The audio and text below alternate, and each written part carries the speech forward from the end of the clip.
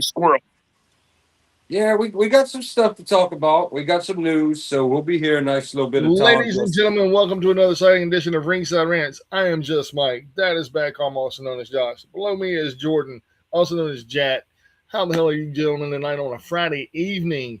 2 days away from Forbidden Door, 1 day away from Night of Champions, 2 days away from Slammiversary, and 2 days away from Bash at the Beach. Jesus God. Oh, my head hurts already. And 2 weeks away from the G1. Yeah, And we're not talking to you, Josh. yeah, I am because he'll be there live. I will be watching live. Jordan's gonna be on your phone, dude. He's like, let me see. I'm gonna bring a sign that says "Hi, Jordan." Me and who knows? I don't know if me and Mike are gonna watch it together, or if I'm gonna watch it alone. But it's gonna be or I don't know if it's gonna be at 7 o'clock or 6 o'clock, but it should be good. It's gonna be a good show, man. And Man, congratulations. nine G1 matches. 9. Never in the US have we had such good fortune. It's a good card. It's a good card. It is. It is. It very much is. And I braved the. I'm gonna be honest, man. I braved it last night, and I watched TNA. It wasn't a bad show. I'm sorry, it's not good either. It was better than watching MLW. Y'all are gonna have you and Josh are gonna have your own damn TNA versus MLW war. I'll take TNA any day over MLW. Who is the shittiest of them all? Yeah, I all I know is I gave up. I can't watch TNA. I can't watch TNA, man. I can't watch it. I can't watch it anymore. Until MLW gets on a syndicated network, I give up. If MLW it's a lot better show than fucking TNA, and I'll agree. The MLW is kind of shitty, but it's not TNA. Dude, they have boring Corbin. That's all I'm gonna say. I mean, there's my catch-all right there. Boring Corbin, 99.9% of the reason not to watch it. Well, Mr. Elegance, 99.9% not to watch TNA. Well, actually, there is something going on with MLW. They got an announcement about Brian Corbin. Yeah. Good. Hope he broke his his left pinky or something. Yeah, but actually, it's also kind of frustrating watching this because it was as people don't know that they taped all. We see. I think they're in their 5th episode, and they taped all 5 episodes in one night. So all the MLW fusion shows that happened for the past month, I guess I'm gonna say, might be 4 episodes. No, 5. 5. Yeah, we're in episode 5 coming up. No, 4. No, 4 episodes, and this 5th episode, I think, is finally going to be a new episode. Mm-hmm. And all the stuff that was taped, it was taped like 2 months ago. My thing of my whole ordeal about TNA, MLW, the creative don't make any sense. It's here, and then it's here, and then it's here, and then they come back to the original and are like, hey, I think that's what we're going to go with. Well, I agree with that because whoever edited this for the past couple of weeks messed up. Oh yeah, 100%. They totally messed up. It's like they had on the second week they had a promo cut by Killer Cross. Huh? Killer Cross. Killer Cross. That should have been on the first episode. Oh yeah, 100%. But no.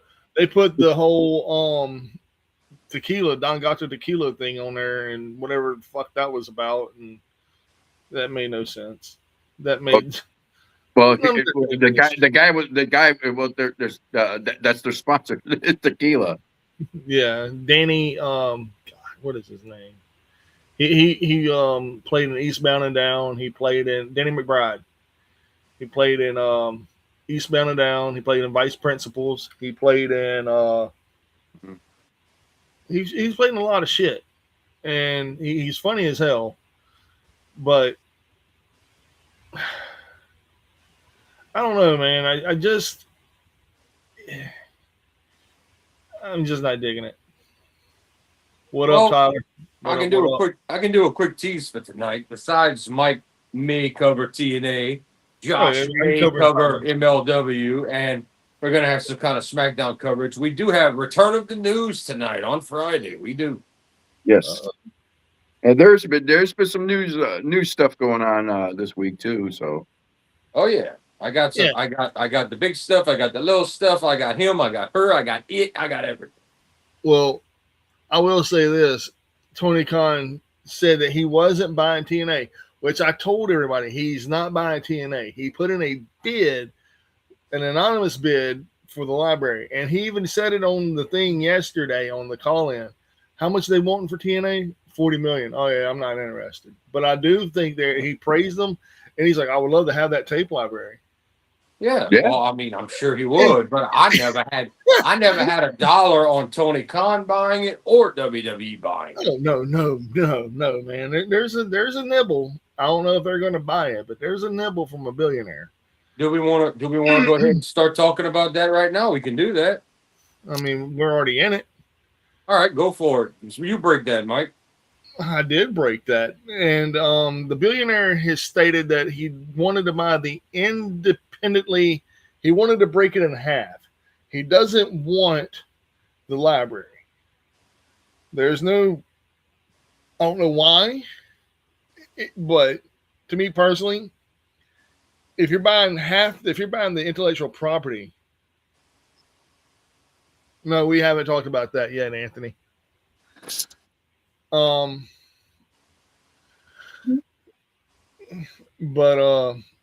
I think you first should say that we're talking about an Arab millionaire, so we're talking about somebody from Saudi. Mm-hmm. Yeah. So the Saudi billionaire is wanting to divide TNA in half, leave the library alone, buy the intellectual property of TNA and all its subsidiaries and basically accrue the toxic debt that's there for $25 million and including the $35 million in debt. So you end up paying $55 million anyway. So we all know if anybody's got money to burn, it's Saudi. This is Saudi billionaires. Yeah, but at the same time, they got to be smart. They what it is that they're it's going to be TNA's going to be damn. There's a film moment here. TNA is going to be sold for like how WCW was for $2. I don't know about that. WCW is sold for $5 million, which is low, very, very low. Which both Hogan is like $2 for your billionaire. Which both Hogan and Savage both said if they'd have known or had a shot, they'd have jumped in and bought it for that price. But like Bischoff said, without TV, it wasn't worth $15. So I mean, and at the end, that's why Bischoff's backers got out. But WWE or WWF at the time, Titan Sports did have first rights to buy WCW, and that was thanks to the Scott Hall Kevin Nash lawsuit. They got that nice little wrinkle put in, which is not to get into that tonight, but that's why I think AEW is going to get forced off of the Friendship Network. You know what I mean. That's why I think that WWE is going to have TKO is going to have some kind of clause where they can be like that. That's just what I think. Where's Spicy Phil? I don't know, Phil. We're reading you saying it right now. Yeah, like we're keeping you. He's like we're keeping him off television. we got Phil behind the scenes pushing buttons. Yeah, for real. Yeah, Phil. He's out here acting like we're keeping him off TV. Like where's Spicy Phil? Like, no, how you going to ask where yourself is? Yeah, legit, dude. Like, where are you, man? Are you at work? Go to probably work. On break in the lounge or eating. Yeah. He's he's on journalistic vacation interviews. For real. But He's getting the deep scoops. and he hates TNA, which we understand. It's whatever. Yeah, Anthony, we mentioned that last week, I believe, with the OVW partnership. But it's like we said last week. Who watches OVW? What stars is OVW? Who's going to be excited to see OVW talent show up at TNA versus at least NXT's on television? And you get, if you care, you can go watch these people before they come to the main roster. It's not going to help them unless they create a star out of some new person. When, like Josh says, by that point, we don't know if TNA will still be around. Mhm. I think they'll be around for lockdown at least, Josh. At least you can go see them at lockdown. Yay! Like I said, I'm willing to bet it's all riding on this pay-per-view. I think if this pay-per-view performs like shit, yeah, I think they're done. Well, I think they're done. we're gonna find out because we do I'm know gonna that watch it. we know that Road Dogg he is planning to be creative and he will be at Slammiversary. So will he make Maybe. any changes? Will he do anything with what's going on? We're gonna find out. Will it keep the same creative as it's been going for months on end? I doubt that because that seems to be the complaint. We'll get into more of that because we do have a lot of Tommy Dreamer news to talk about later. Dude, all the allegations, man. We're gonna get thanks, Mike, but we're gonna get into all that later. I hate that. But Well, Yeah. we have to talk about all the sides, all the people that chimed in, all of that, and there's other stuff too. But y'all, if everybody wants to throw in $1, like 50 million people want to throw in $1, we can all buy TNA together. Yeah. And make it better for the world. No, I think this cockroach needs to die already. yeah, This cockroach needs to die. Wow. It's on version 5. it's on version 5. Like I'm surprised. Usually it doesn't. It doesn't make. Usually a company like this doesn't make it past version 2. This is on version 5. In my best call reference, I would take what. Hey, where's I mean, version? I want to be but- on version number 5. I mean, when you started out, it was NWA TNA. Then it became TNA. Then it became global TNA. Then it goes. Then it went to Impact. Then it Then went, it went global. back to TNA. Then Well, it it was merged. It merged with global, whatever it was. Global Force. Yeah, which Global was Force. Another failed Jeff Jarrett production. So yeah, which by the way, all that's coming to light on Dark Side of the Ring. So keep an eye out on that. Yes. Yeah. But very- yeah, this is a company that lasts through 5 different versions. I don't know how many different owners. Fired probably one of the best creative guy they got. Now he's up in Canada tearing it up.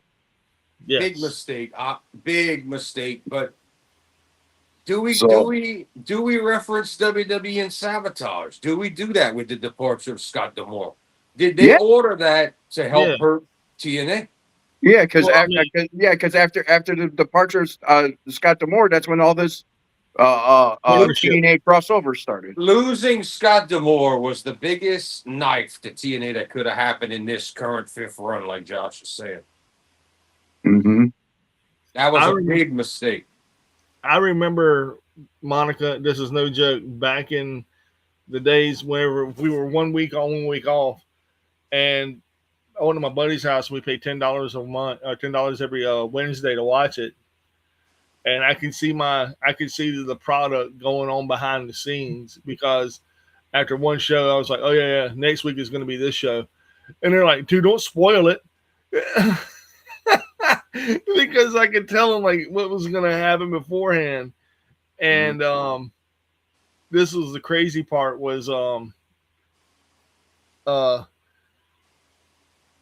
I had to call Comcast, and I was like, yeah, we're trying to watch TNA. And the lady goes, excuse me? I was like, It's not what you think. It's a wrestling promotion. Uh-huh. I'm not here to judge. And I was like, no, really. It's called NWA TNA. And then she was like, yeah, I see it. And I was like, thank you. Have a great day. I felt dirty. I felt all types of dirty. Because she was like, that, so you're watching TNA, huh? Like tits and ass. Really? Calling here Yeah. to the movies. Yeah. Speaking of which, they go into that on Dark Side of the Ring. Yeah, it was Oh. was like that, man, because it was bad, man, because the fans got we got ridiculed for being TNA fans. Russo thought it was brilliant.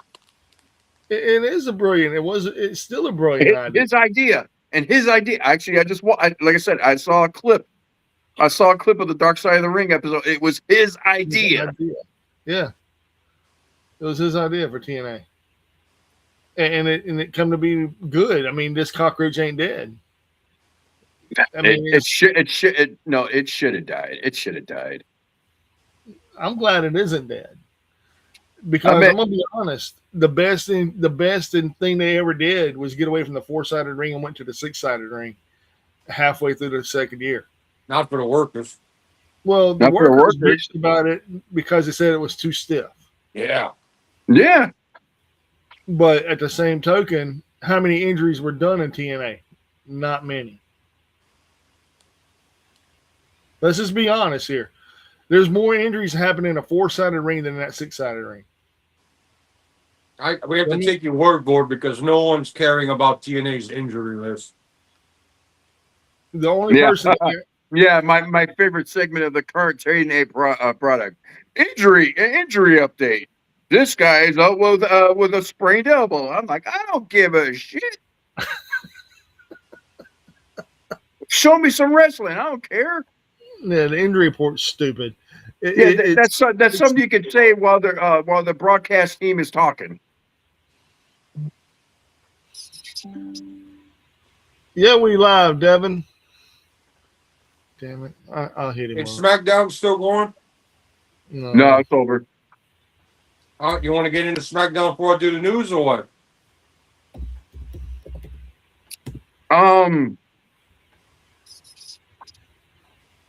Honestly, there not much. It was just everything was just all setups for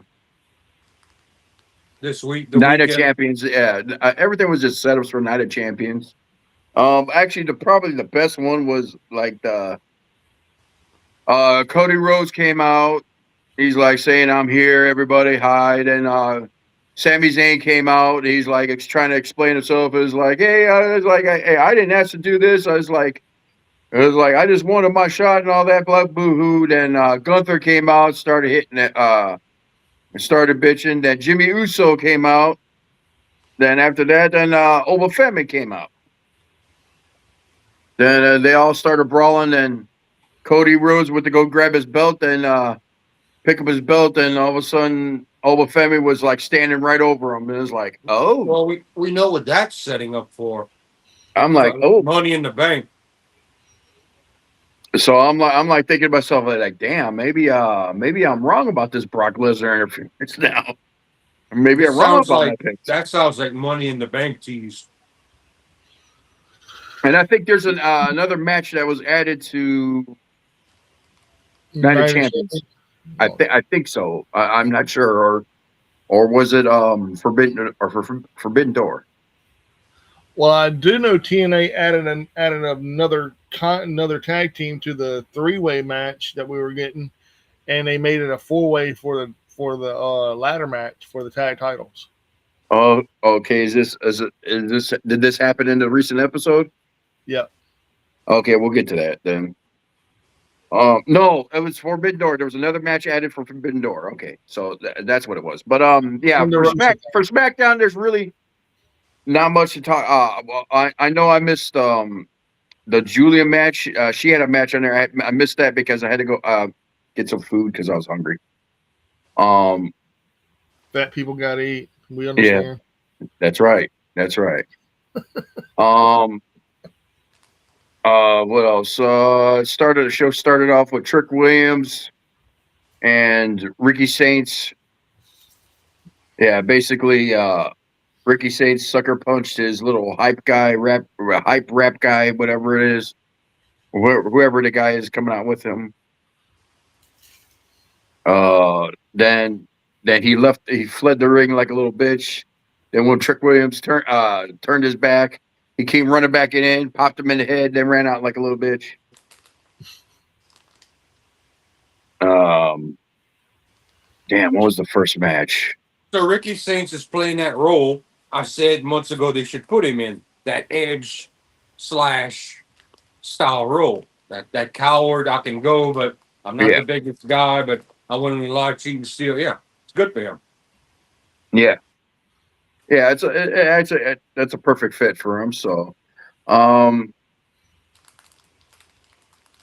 what was the first match? I think it was a tag match between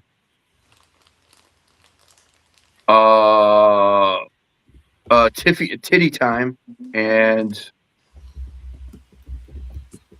what's her name? Not Liv Morgan, the other blonde.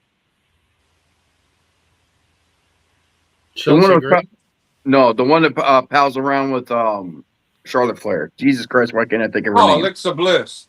Alexa Bliss, yes, Alexa Bliss and Titty Time versus Jade Cargill's group. Yeah. So, and I call it Titty Time because Jesus Christ, them tits were just hanging out tonight.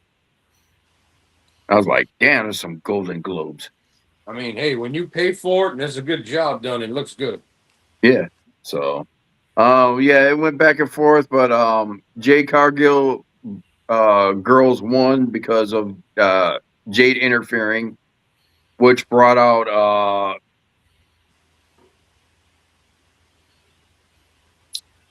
oh god, Jay Cargill. Who's Jade Cargill fighting this weekend? Tiffany Stratton. Yeah. Oh, Tiffany Stratton was already in the match, so somebody else came out. I forgot who was, but yeah, Jade Cargill interfered. Her girls got the win. Later in the night, Jade Cargill fought Chelsea Green. And if you already know, if you can figure out who won that. Chelsea got smushed, I'm guessing. Yeah. So Chelsea Green came down there to help out her girls, and that's when yeah, okay. So next match. What was the next match? Ray Phoenix versus Nathan Frazier for the AAA Cruiserweight Championship. Oh, geez. How did I miss this one? Yeah. Damn. How did I miss that one? Riveting reporting going on, yeah. Yeah. Like I said, this one was, like I said, it was just all set up for the weekend. That's all it was. That's so. Winner still Ray Phoenix. There you go. Yeah. Surprise. LA Knight called out Solo Sikoa. No, I did see that. LA Knight's gonna eat another L, huh? Well, apparently Solo's guys finally left him. Poor baby. Oh, poor baby, yeah. So I'm thinking maybe a resurgence of the club is coming back. What about anytime soon a face turn for Solo? No. Nope, not yet. Not while Reigns is still there. Not while Reigns is still around. All right. Paige versus JC Jane with Brie Bella with Fatal Influence. No, I missed that one. I don't blame you. Brie Bella is toilet time for me. Winner Paige. Danhausen did a thing with the people. Well, but actually, I got a preview of that. Because all this is pre-recorded, so it's Danhausen came out with Zombie Miz and what you call it, Kit Wilson. So they're coming out like, walking around like Frankenstein's. Did y'all see the one with Danhausen and Mrs. Poole at his house? Yeah. He's like, how did you Yeah, get in here? that was WrestleMania. How'd you get in here? He's like, I came in the back door. It was open. So He's I like, came "Shh, in. look down there. There's people playing golf." I know there's people. It's a legit stadium. So, but yeah, yeah. So it's still ongoing with Danhausen and the Miz right now. So, but I could tell Miz is having fun. Oh yeah, and Yeah. eventually, Miz is gonna say, "All right, I'll be your partner," and Miz is gonna go on a hot streak with Danhausen. Well, right now it's Matt Cardona and Danhausen with The Miz and Kit Wilson versus Los Garzas. Okay, well, we'll see how they shuffle it around, but I definitely see them putting the tag title on Danhausen with some partner. I don't see how else you put gold on him and make it believable. Somehow, Danhausen's going to be a tag champ. It will happen. Yeah, I know Matt Cardona's playing into it too. He got shocked. He got shocked. He's like, woo, woo, woo. He's like, are you all right? You know it. That whole group of guys are having fun. Yeah. Well, even Matt Cardona, he even goes on the social networks. He's like, I don't know. Ever since I got shocked by Danhausen, I've been kind of weird. For some reason, I packed all my old gear for some reason. It shows the internet championship and it shows all the woo woo woo stuff. I thought he was going to say for some reason he's been air fist bumping lately. Yeah, they won. They beat Los Garza. And then Chelsea Green made her way to the ring. Jay Cargill follows. The match was very quickly. Jay Cargill won. And then you had Julia versus Kiana James, and you missed this match, and Julia won. Julia got a bone for once. Yeah. About time. She can have my bone. Match, Blake Monroe appears out of nowhere and rains down right hands on Julia. She delivers a cradle belly to back inverted mat slam to Julia. Damn. Okay. All right. So they're gonna do like AEW's doing and use the two Stardom women against each other. Okay. Probably the only two that can work together.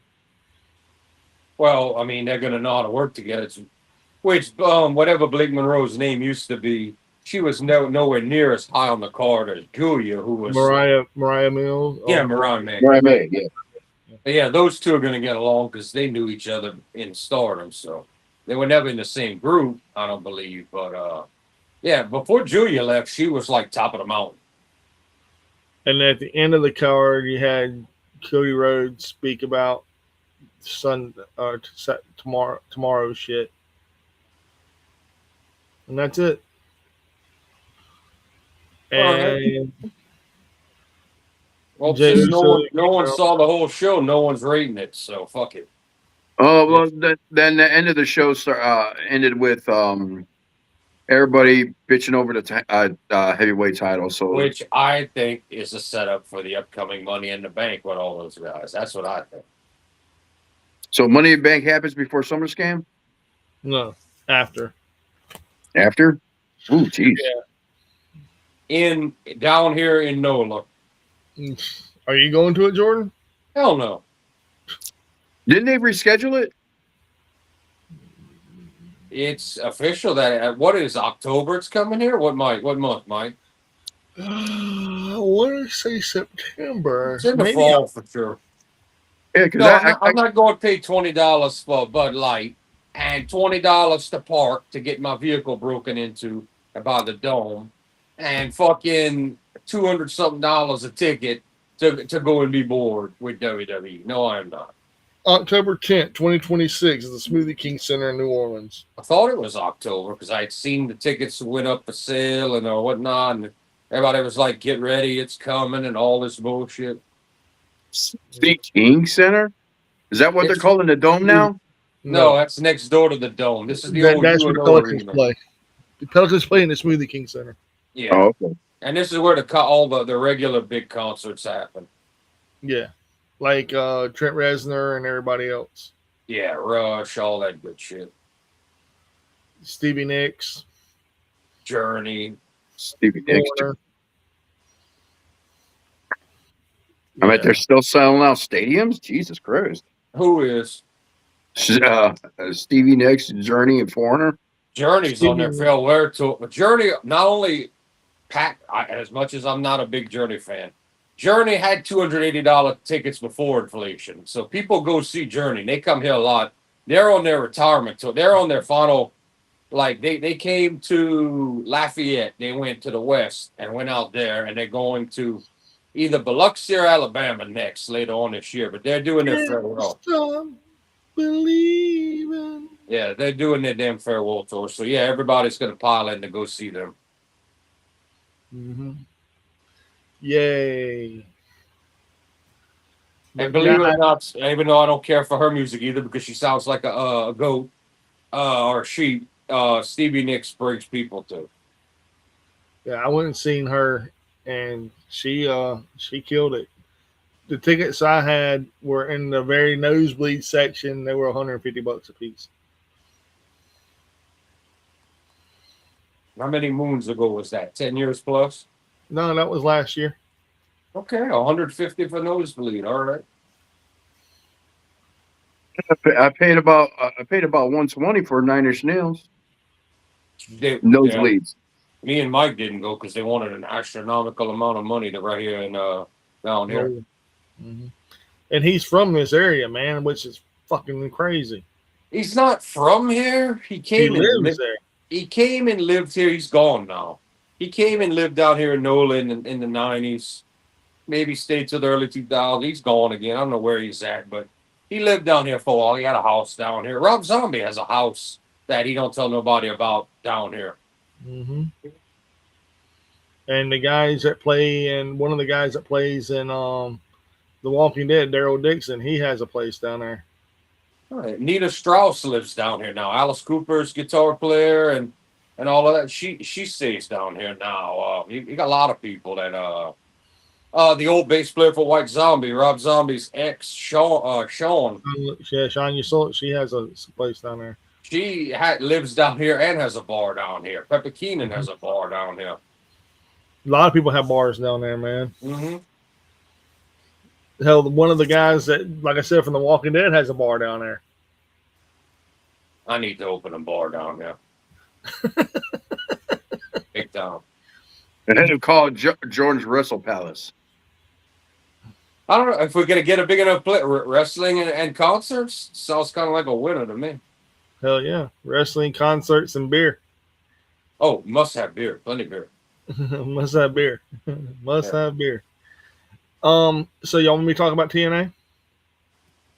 Go for it while I refill my canal water because it will be the return of news tonight for everybody just clicking on. Last couple of Fridays I've been busy with life, but we do have news to talk about tonight. That will all be coming up.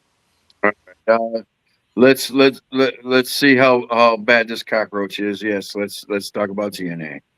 Money, money, money. That's it. Yeah, that's all you had to say. No money, no money, no money. No, it was really terrible. I don't want to start this out. The Knockouts division had 2 matches. Xia Brookside beat what's her name? Harley something. I forget her last name. But anyway, it wasn't a really good match. It was a throwaway match. And then Mara Sade was supposed to face Ash by Elegance, but then she had a mental breakdown because people were calling her a mark, and she couldn't wrestle. She needed to take another sabbatical and not come back to wrestling for 304 more days because she hasn't wrestled in 304 days.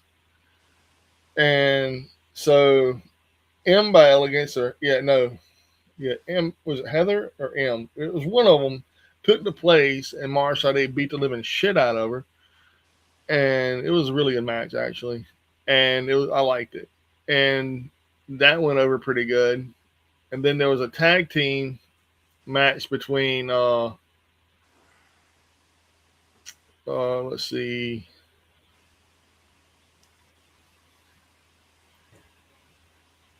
Nick Nemeth was talking shit, and then the Broken Hardys were talking about climbing ladders and making everything obsolete. Talked about the Wicked Garden, Brother Nero.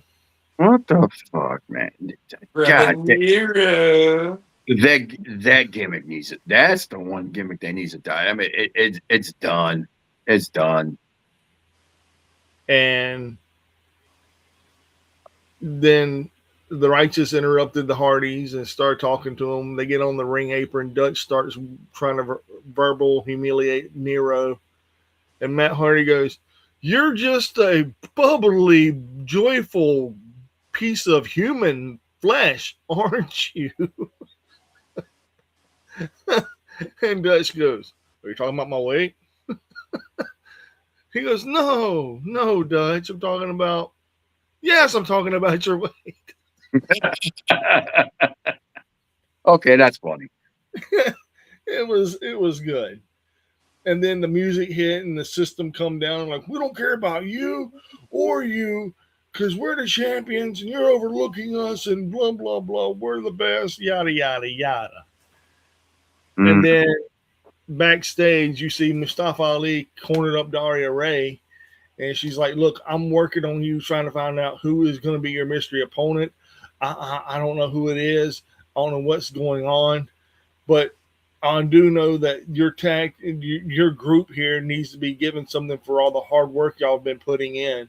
So I'm putting in the hands in the tag team title match against the Hardys, the System, and the Righteous, and it's a 4-way and it's going to be a ladder match for being model employees." And it was in by Elegance. And Eddie Hartwell was there. Well, what's going on? Everybody there? Yeah. I'm in. Okay. Testes. 1, 2, Yeah. 3. Yeah. So it is in by Elegance. So it was in by Elegance and Mars Side A. And it was just weird. And AJ Francis came to the ring to face Manny Lemons. Ooh. And yeah, the guy's name is Manny Lemons.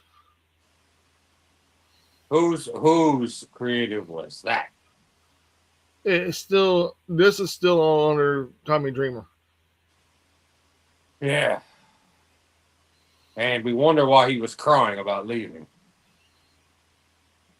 Yeah. We got news about him coming up. Oh yeah, we do. So AJ Francis basically beat Manny Lemons exactly how Elijah, because he stole, like he basically Suge Knighted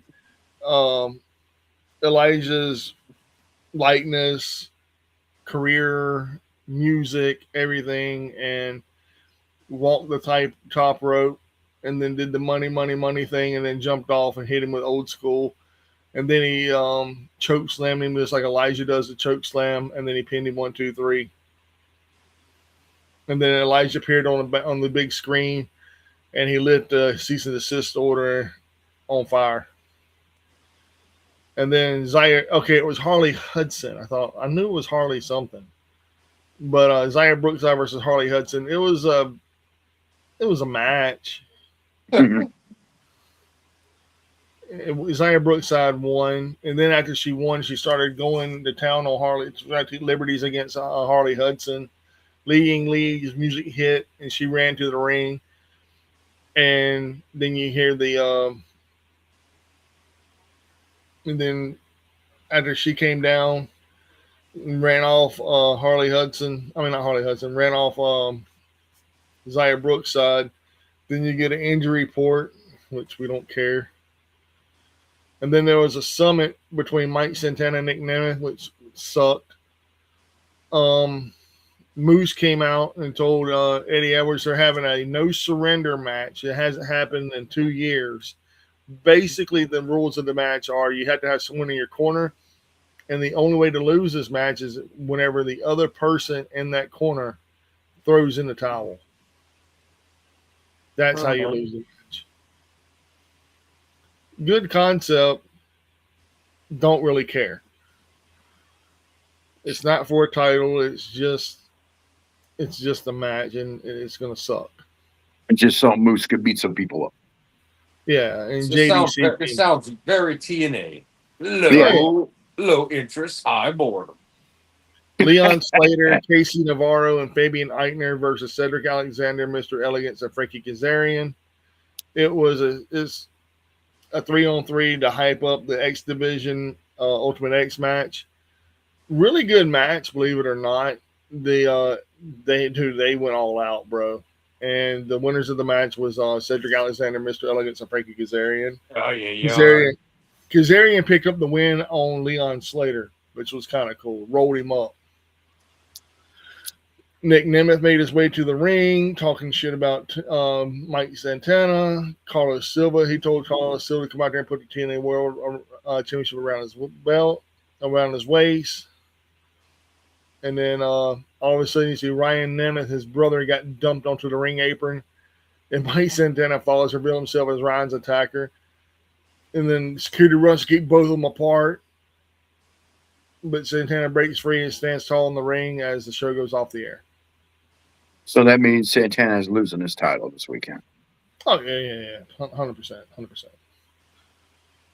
Yeah. Is anybody been brave enough to bet on Santana this weekend? I don't think so, man. I don't think so. I think somebody picked Santana. Did they? Let me double check. I got the thing pulled up right here. Did Tyler pick Santana? Because it would be him if it happened. God almighty, man, there is a lot of shit.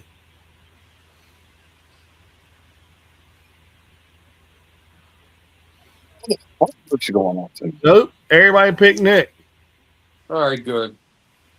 The only person I haven't got anything from is Dev and Phil, which I'm pretty sure neither one of them are interested in TNA. And Dev, he'd probably pick, but Dev ain't been here since Monday. So I'll probably send something over to Dev tonight to see if I can get anything from him. Yeah, No, and those guys must have been him and J-Rod got called up at work to pull some craziness. They were both supposed to be here. Yeah, and that's all good, man. We understand completely. And I'm gonna give an honest rating of this show. It was a 3. No, 4. 4. I gave it a 4 last night. It was a 4. Josh, are you surprised that he gives it a 4? Or it's kind of bad, so. Yeah. Yes, 4 is not. 4 and the word good do not go hand in hand. I watch it, man. I watch it because I want it to get better. Now, what I mean by that is, we know that Tommy Dreamer's out of the creative. We know that. And who they're bringing in, we know who they're bringing in. But all this taking place so soon, Slammiversary has no ties to any of this. This right here is a new. It's like they could continue with the old way of creative, or they could just swerve everybody and be like, "Oh, you thought they were going to win? Nope, they're going to lose. Oh, you thought they were going to win? Nope, they're going to lose." The big question is: do we get massive creative change in Slammiversary, or do they let Slammiversary go through as is and start new creative next week? I don't know, man. I would try to fix the mess. I would try to fix the mess. I would too. I would try to fix it right now. I agree. While you have the chance, because if you make a bold statement now, then who cares about who cares about what happens later? Because if you don't fix it now, no one's going to care about it later. And not to mention, this is their second biggest show of the year. Yes. Rebellion was another one, and it flopped big time. Couldn't even sell 3,000 tickets. This one, as it stands, I'm going to tell you how many tickets are sold.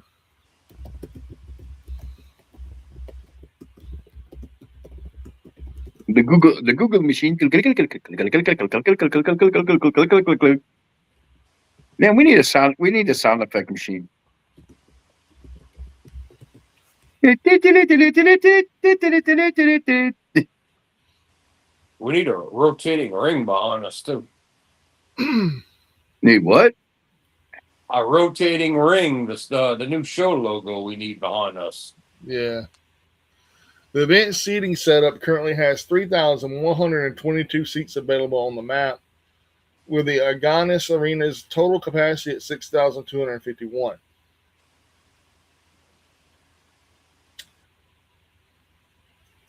TNA has sold 2,371 tickets. Jeez. So that's not even half. That's really not even half of the capacity.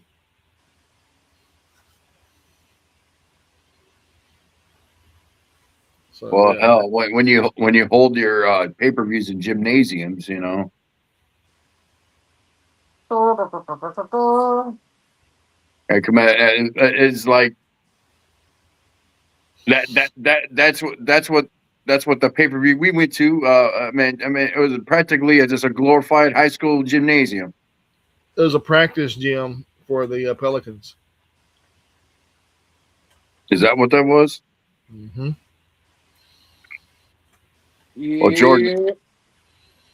Jordan would know about that more than I would. So, Yep. Well, to me, it looked like is this where the high school teams practice? It's pretty Yeah, sad. it was nowhere near the big room in the Hilario Center. It was not. That was not the big room. No, No, that was not the arena, my man. no. Oh, jeez. Yeah, well, you knew. I figured you knew that, but no, we were put in one of the side small rooms. We were not in the arena, like where they. Well, you've heard me carry on about it before. When the Hilario Center has like boat shows and gun shows and all, you know, you ain't got room for that where TNA went. Oh, geez. So you're telling me it was equivalent of what when Tony Khan does does Dynamite at down in Florida at the whatchamacallit center? Yes, Mm-hmm. yes. Yeah, that was not what you barely saw any of the building. You walked around and went in the mini arena section of the like.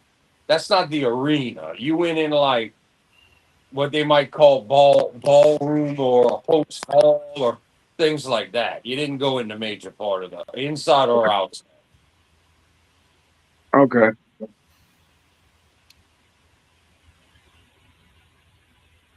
Yep. Yeah, we went in like the secondary location in that building. Yeah, we went to like a place where they don't care. Yeah, because if you notice, Josh, the end of the hallway was blocked off to keep going and all, like after where the food was. Yeah. Yeah, So we're in a building. we're in a section where if they have a concert, that's where they put damn Yankees at. No, they wouldn't put that. They wouldn't put that there. You would have to go to like Southport Hall to see that. You'd have to go somewhere else. No, they wouldn't have any concerts there. No. The Hilario Center is like a small version, like a small civic center for that area. Okay. And it's not even the NOLA Civic Center, so it's not even technically NOLA. It's West Wheaton. But anyway, are y'all gonna? Anyone saw MLW? You're gonna talk about MLW this week? Or MLW happens tomorrow night. All right. Anybody feels like talking about NWA? I hope not. Fuck, dude, I don't watch that shit. All right. Well, Now, I will be honest. If we're going to sit here and compare apples to apples, oranges to oranges, NWA is on the bottom echelon of shitty because it goes, in my personal opinion, it goes TNA, MLW, NWA. yeah. Where JCW fit into that? That right above NWA, and then you need to also fit GCW into there. GCW is above MLW, and it's above TNA. It's not above. It might be above for ring action and what you get to see, but it is not above TNA because they do not have television. Yeah, I know. But still, better product. Yeah, I don't think anyone's going to give you a fight on that. They could they could wrestle in a bingo hall in front of 20 people and you're gonna get a better product. But might as well start with the news here. While we mentioned NWA, I know some people will hype because AEW got on Tubi. Guess what? NWA power to Tubi. Everybody celebrate. Yay! All right. That's the end of Wait, that. wait. Hold on. Even better. Oh, the score. It was the squirrel happy or pissed that it's on Tubi? Well, it was like, He's indifferent. Okay, he's indifferent. You don't care. The squirrel is indifferent, ladies and gentlemen. That's the official ruling. Squirrel is indifferent. Let's see where we're gonna go next. Something positive here. Natty Neidhart wins her 7th Guinness title. She has the most submissions of any man or woman now in professional wrestling. Nice. Who Yes, does? so Natty. She's got her 7th Guinness award, and she has the most submissions out of men or women. All That's a officially world listed. record. So this is a world record. Yeah, this is her 7th world record. Nice. 7th. Yeah, Natty Neidhart is truly her gimmick. Well, what's the tagline, Mike? Ain't no heart. No. What it is, the silent, like she's saying she's a quiet legend, but she doesn't brag, like a humble legend. What's the tagline? Silent killer. No, it's something like the. I thought you would have knew this, but anyway, I didn't write it down. Wait, what? Low key legend, is that it? I would call her a low key legend. No, but she actually has there's a phrase for her now in her shooter role of wrestling in the indies and in ultimate fighting. I think low key legend is her slogan, her unsaid slogan, and it's on like t-shirts. But Monica, anyway, how much is one of those stream decks? I would love to have one of those.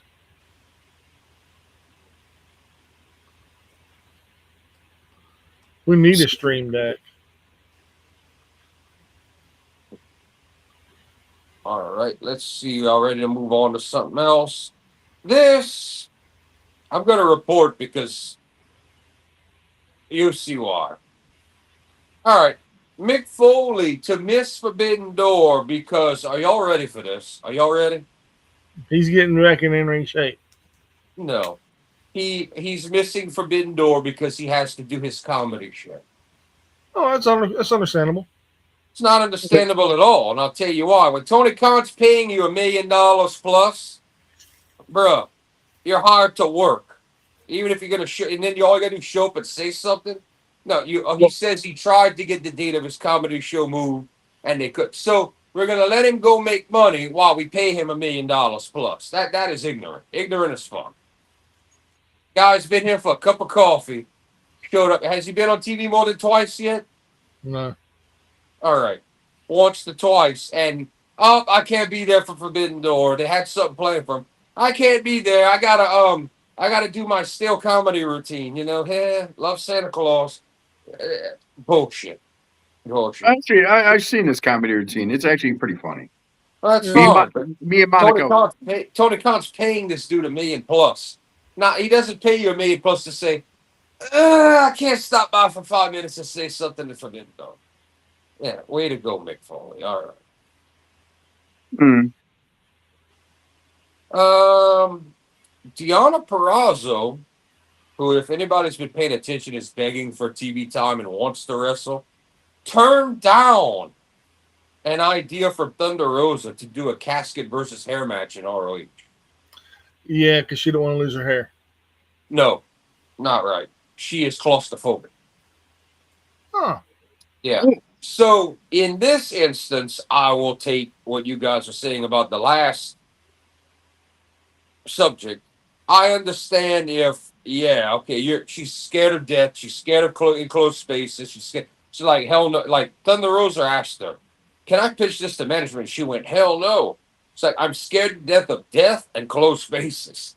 So I understand the reasoning, but it is kind of shitty when you are in this business and you're begging for matches, not getting what you want, and you could have had a Great storytelling with Thunder Rosa there. You could have even rigged it to where you didn't go in the casket if you were really that bothered. So, Deanna, step up and do the job or go away. All right. Yeah, I Yeah, said that. yeah. You can't bitch about not having TV time, but turn it on ID. Exactly. And her last two, her presser and the interview she just went on recently, both had her mention, oh, no. Oh, but sure, yeah, I'd love to go with you. You going to work or But you going to work? she just had a match last night too Okay, well, that's great. But for she's. Global Wars. Mhm.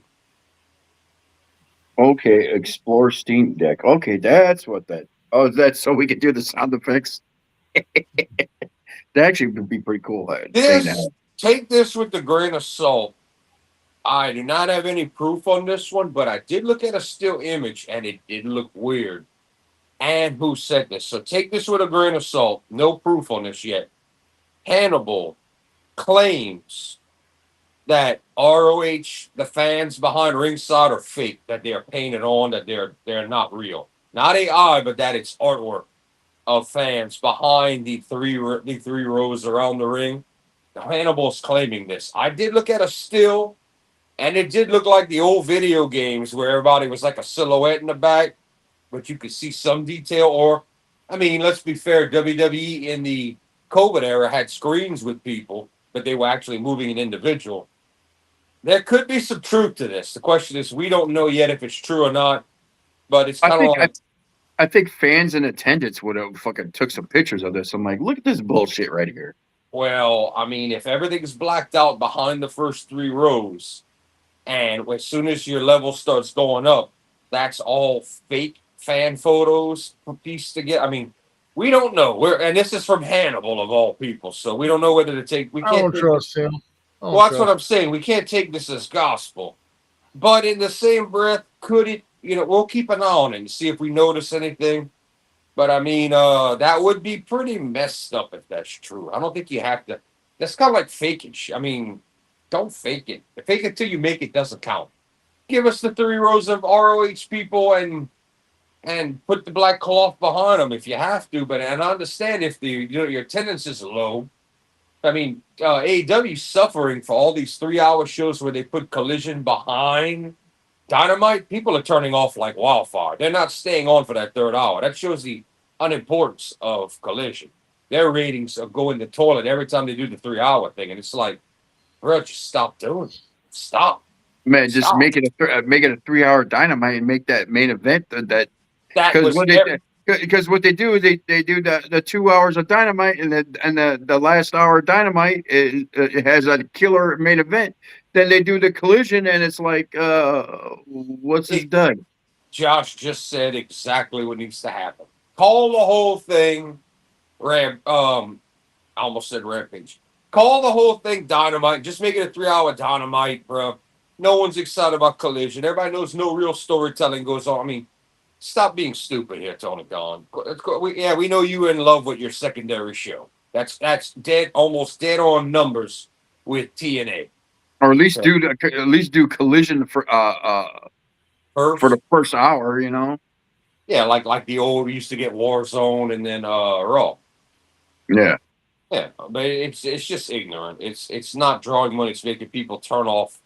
Numbers are dropping horrible in that third hour. Way worse than WWE. All right. Let's do. Let me mark this off. We don't have a million news, but we do. I was saving the last two because we have a lot to talk about, and a lot of people got involved, and y'all know what one of them is already. But let's do this.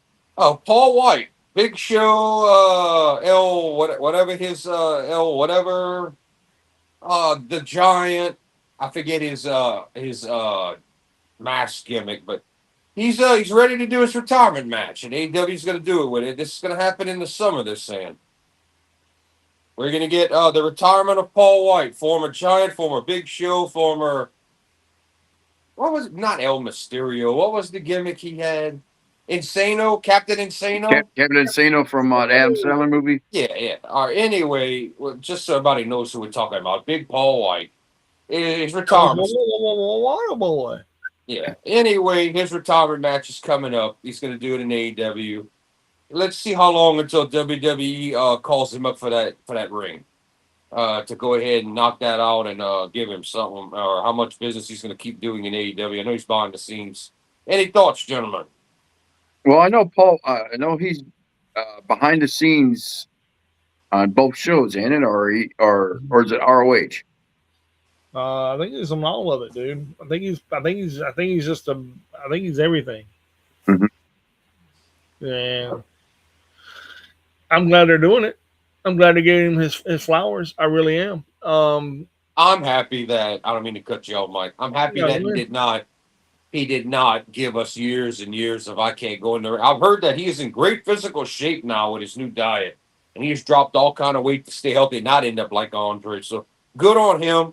I do think he deserves a retirement match. This one match and go is fun. I'm perfectly okay with it. My bad. I didn't mean to cut you off, Mike. no. I mean, my personal opinion, though, man, is Paul White has done tremendous things for the business. I mean, when he came in, he was green. Everybody knows he was green, and he was doing drop kicks on the top rope. Yeah. At 23 years old, that man was hella athletic for his time, Yeah, he for really his was. size. And then when he went to WWF, they made him tone that shit down. They're like, hey, you're a big guy. You got to wrestle a big guy style. Which is Vince all the way. And let's not forget that they found out how green he was, and Undertaker got pissed at him. And Vince put him working with Undertaker as a team for Undertaker to take him under his wing and that was the gimmick too. But the whole point was for Undertaker to teach him to train him and teach him how to work like a pro. And they ended up getting cool after it, and it worked for him. Big Show was very, and he even states it in several podcasts. He stated it in several interviews. He was humble. He wanted to learn. He wanted to learn from the best. He got the training. He didn't get all the training he needed in WCW. Not at all. Not at all. They looked at him as an attraction, just like Ofemi is an attraction in WWE. Yeah, But the Giant was the attraction before Goldberg. yes, and Obafemi is an attraction, but that attraction can wrestle and talk. Mm-hmm. Yeah, so it's a trifecta. It's scary. It's scary how bad Obafemi can really be, because now you have what Goldberg should have been, because he is the second coming of Goldberg, even though he's already lost the match. It doesn't matter, because the streak doesn't matter if you're Obafemi. I'm sure that I would love to watch Ryback cry about this, that he failed to do that Obafemi pulled off. Well, Ryback couldn't wrestle, man. He still thinks high living, but he thought he was going to be the next Killer, Goldberg, all of this, and it did not work. It did not work at all. Skip Sheffield is about over as well. Ryan Reeves is his real name. But I'm gonna put Skip Sheffield over right now. I'm fixing to put him over. Josh. Oh. Yeah. Who the heck is that? Exactly. It's Ryback. Oh. He's over as much as Brooklyn Brawler was over. Oh, that's not putting anybody over there. It is, though, man. I mean, he did his work. I mean, he did what he came in there to do, and then he went home and got a paycheck. And then Ryback didn't actually do what he was supposed to do. He fucked up shit, and hurt people, and we know. I'm trying to be nice here. I really am. You sit alone in this conversation. Be like Ryback, you're a jobber. Well, I mean, he wanted to have what they call unions in wrestling. Yeah, that got him blacklisted quick in WWE. Well, yeah, because he went to Vince McMahon and said, "Hey, don't you think it'd be better if we all had the same amount of money?" And he's like, "No." Like, no, you're not going to pay. Vince went through this with all the women and on them getting mad and not getting equal pay. You don't make as much as a main eventer because you are not the main event. That's how the business works. Stone Cold Steve Austin and The Rock and friends are gonna make more because they're the main event. Ken Shamrock never should have gotten the pay grade that Austin or Rock got. You know, Mick Foley at one point moved up into the top bracket. Triple H. DDP was never gonna make that. WWF DDP was never gonna make anywhere sniff that. Hardcore Holly and Crash Holly were never gonna sniff that kind of money. Bradshaw and Farouk as the AOP. I almost said APA. AOP. The APA were not going to make that. Bradshaw and his singles run, fine, but they were not going to make that kind of money. I mean, it doesn't take a rocket scientist to know you're the main event. You make watch Ric Flair's entire life. When you're the main event, you're the Rolex wearing, high dollar spending, Space Mountain lady. There's a reason you're the main event. You make more. Hey, Dev. What's up, Dev? How are you, my brother? What's Yeah. good? Yeah, you're good. Y'all You're got good. some? You're on. You're with us. All right, okay. You're good. Let's rock. Let's rock. We already No, got. I have you. Not to cut you off, Jordan. Can I see if I can get his picks real quick for the Okay, cool. You want to pick for the Summerversary? Yeah, let's go. All right, I'm gonna get you in here. Let me go right here. We go back up. Needed a news break anyway. Okay. Let's breaking. Summerversary. Breaking. All right. We got Eric Young versus Ricky Sosa. Who you got, Dev? So. All right. Mm-hmm. Moose versus Eddie. Who Give you me got? Eddie. Give me Eddie. You're the only one that chose Eddie. That's good. I like it. Elegance versus Doom Squad. And the Doom Squad is Allie and Rosemary. Doom Squad. Final answer. All right. Mustafa Ali versus the question marks. Who you got? Mustafa Ali. Got you. All right. System versus Hardys versus Righteous versus Order 4. Hardy's. Going with Hardys. All right. Party. And Ultimate X match, you got Kazarian, Amazing Red, Cedric Alexander, Leon Slater, Fabian Eichner, Casey Navarro, and Mr. Elegance. Who you got? Mr. Elegance. Damn it! Now I'm not alone.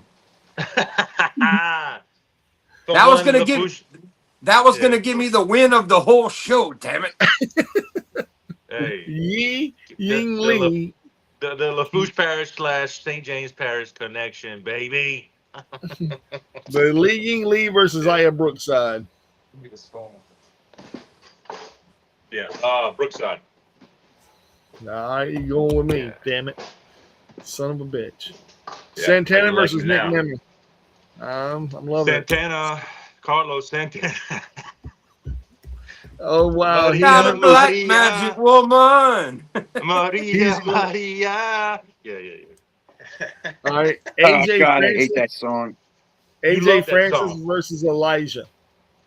I'm going with Elijah Wood. Give me Elijah Wood. Elijah Wood. Now we're going into the Night of Champions. Here we go. And NFC, baby. Obafemi versus Jey Uso. Oh, that's an easy one. Give me the Yeet Man, baby.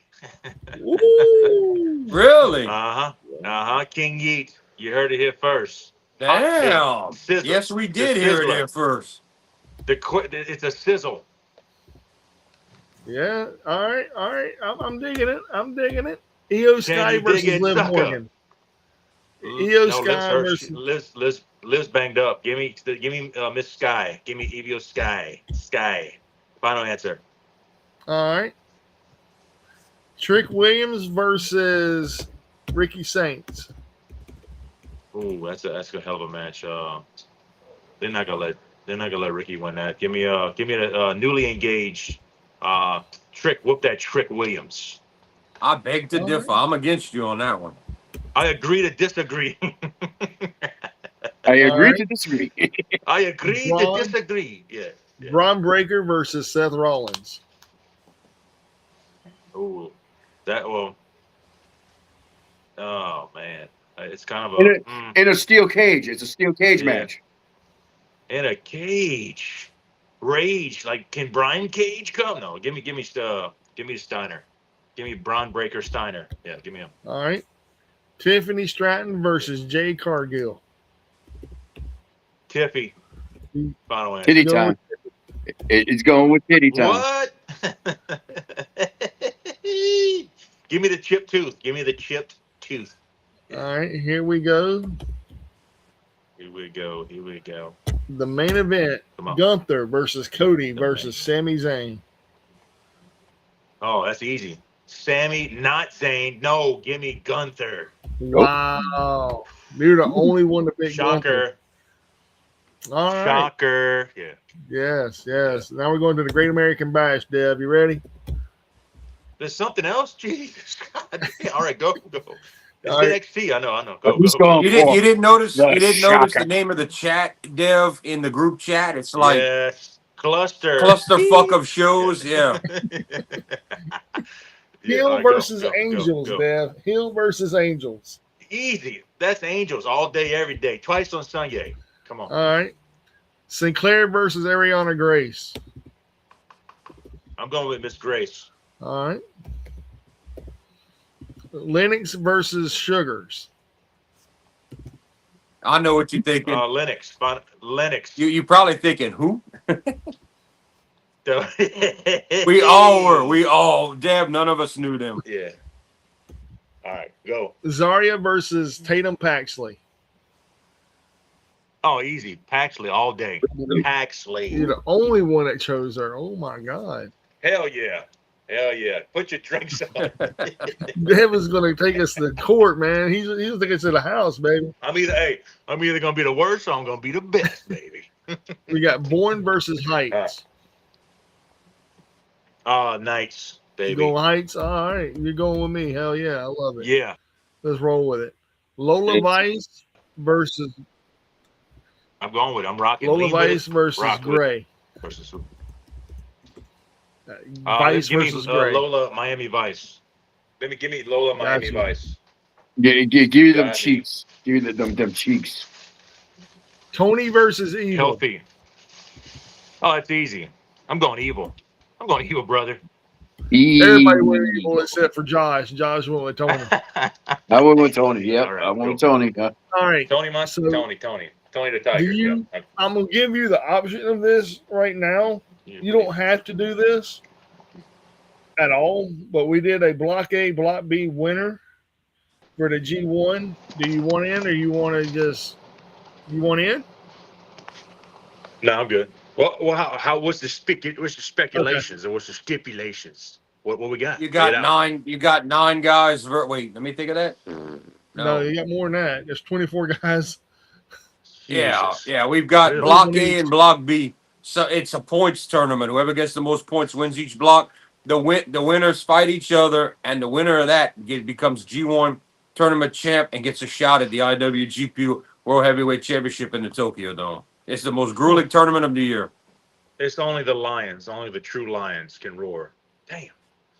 I don't know, man. I mean, it's kind of a pick 'em, man. I was flipping a coin here. You know, They had a graphic up with everybody Yeah. picked for everybody to choose from. Yeah, yeah. What I did is like I did a blind point, and I pointed to Yeah. one block, and I pointed to another block, and I made Jordan flip a pack of cigarettes. He did a for Ray who Charles the or winner. Stevie Wonder. He did a Stevie Wonder, Ray Charles on that bad boy. All right. Mhm. But yeah, that's But everything. my picks were good apparently. Yeah, Good, apparently, because you you're did karma really good. Because you're karma good. Yeah, you did good, Dev. Damn, dude, that is a lot of picking. He You're already good, picked you're for good. Forbidden Door. I'm going back and checking. Yeah, Dev was in. Dev was. All right, Tyler wants to know if you got all of his picks. He's here now. He's here. Have no fear. Tyler's here. Tyler, I don't have you locked in on the Forbidden Door. All right, while you get his stuff written in the chat, Dev, I want to talk a couple of news things with you. I'm listening. Go for it. I'm listening. Go. All right, I thought you would. I'm going to mention that we just talked about 2 of these things. I want to mention them to you because you're the sports guy. I am a sports guy. I want to know your feelings. First of all, Natty Neidhart wins her 7th Guinness Award for the most submissions out of male and female all time. Really? Okay. Talk to me. Yes, I'm the 7th all time. All right. Yeah, I thought you might have had some ideas, something to say about that. Well, that's impressive. I mean, it shows you obviously her longevity, and I mean, you got to give credit what credit's due, right? Her just her knowledge, her ring Yep. knowledge, right? I mean, that's a that shows you a diamond. She's a diamond in the rough, and how valuable she is. I mean, she's helping out the younger girls and so forth. Having Big pointers and all. time. Because when you're in the Her business, just like school, the look, her right, just school like is right, her just like the school Miz. The Miz is is being. Yeah, she's go. teaching the young men and women. Money Mike, what you doing, brother? What are you doing? I'm What is loving it, that? man. I'm loving y'all walking all over each other, man. I know it was a complete. It was a back and forth. Bang, bang, bang, bang. Wait, No, you're right. wait. I No, was like, I was laughing, man. I was enjoying it. it was. No, I'll walk over you. No, you walk over me. No, I know. No, you're right, Jay. For real, like No, this. all I was trying to add in while you was talking was that she teaches more. She's doing more than just WWE talent and coaching. She's doing the MMA. She's got her school with her husband.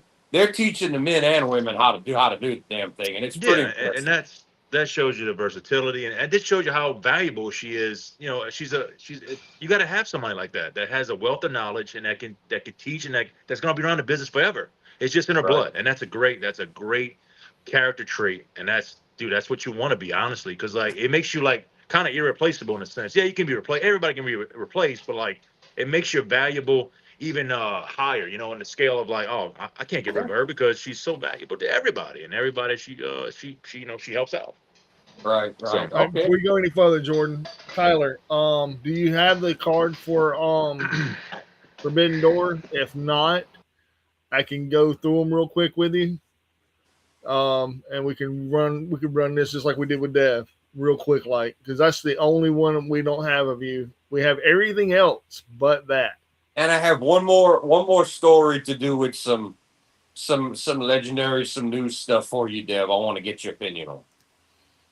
all right, go with it. I'm listening. You good? All right, I know for a fact you was a big WCW guy in the Nitro era. Absolutely. Well, I figured you'd like to know this, and he works for AEW now.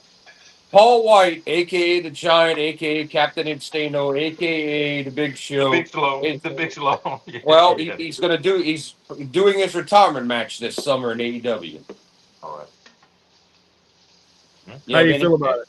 yeah, any comments on Paul White?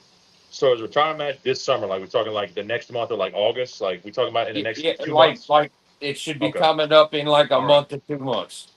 Okay. I mean, how I feel about it personally? I mean, look, I think he's got back on the horse as far as getting in decent shape, right? Because Yeah, look, he's yeah. such a big fella, right? And that big body, right? It takes time to get it in shape, and you can tell he's trying his hardest, which he is doing, and he looks damn good. So I mean, obviously, he could do a match. You know what I mean? Just how Right. good it's going to be, how polished it's going to be. He's not going to better go in that ring for like 30 minutes, as we all know, right? I mean, No, being he that never size, did. Never with that did when he cardio, was maybe younger. maybe 10 minutes tops. We feel right, 10 minutes, give or take. Well, That's I mean, here's the big question. I didn't get to ask anybody this yet. Who do you choose out of the AEW roster to have a match with Big Show? But it's easy. Platinum Scene. All signs point to Luchasaurus. Well, he's Interesting. injured. Well, he's injured right now. Yeah, So. Yeah. I didn't know that, but I was just kind of joking in a sense. But like, he would be Brody a guy. King. Brody King, BK, have it your way. Have it your way, Yeah. BK. I'm going with Platinum Scene. Oh, interesting. When he passed the, because this is going to be kind of like not just a retirement match. You can do a passing of the torch here if you pick the right guy. And he is a giant, man. Thank And he's young. Do we think that this has anything to do with how long these guys been in the business together in their careers? They jump anything to do with Jericho? Do we think? That would be cool for Jericho, but Jericho wouldn't It wouldn't benefit an up and comer to not beat Big Show. I get it. Yeah. Platinum Scene would benefit a tremendous amount. Right. So, hey, this has It- been announced like this week as far as like the retire. It's like, is it kind of been like 2 weeks or like it just been announced like this week as far Oh, as like? it was. I'm late on the news. This was announced two to 2.5 weeks ago. Oh, okay, okay. So it's been kind of marinating. Okay, all right. I thought maybe it Yeah. was just like a few days ago. No, Gotcha. Gotcha. this ain't breaking news. This I just Okay. I wanted to discuss it because you followed the guy since he started, like I did. Yeah, We yeah, watched him sure. go to we watched him go to WWF. We've watched him in the business. I just wanted to know if you had any thoughts, anything about it.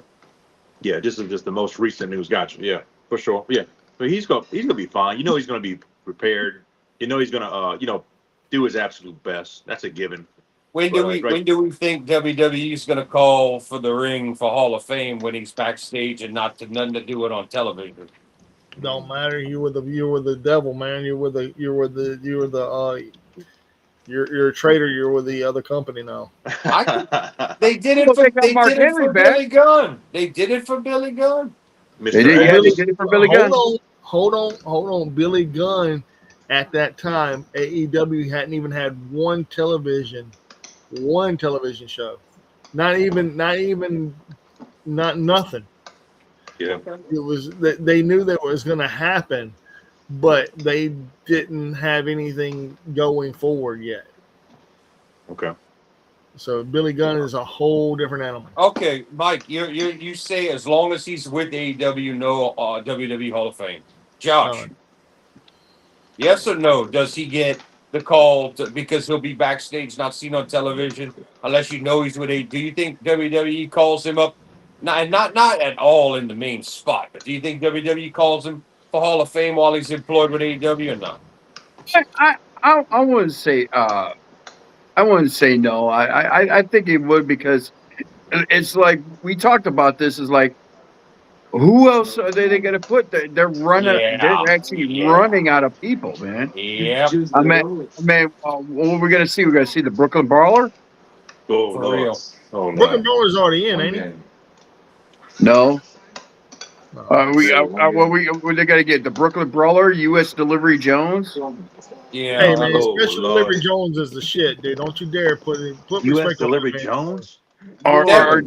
Or God forbid the Disco Inferno. Well, he's never Why do you going wanna to go cuss? in. He'll never go in because he was in WWF. He'll never Why do you go. want to cuss, man? Jesus. Never. Who? Why? Does Paul White go into the Hall of Fame while working for AEW? Did they give him the call or not?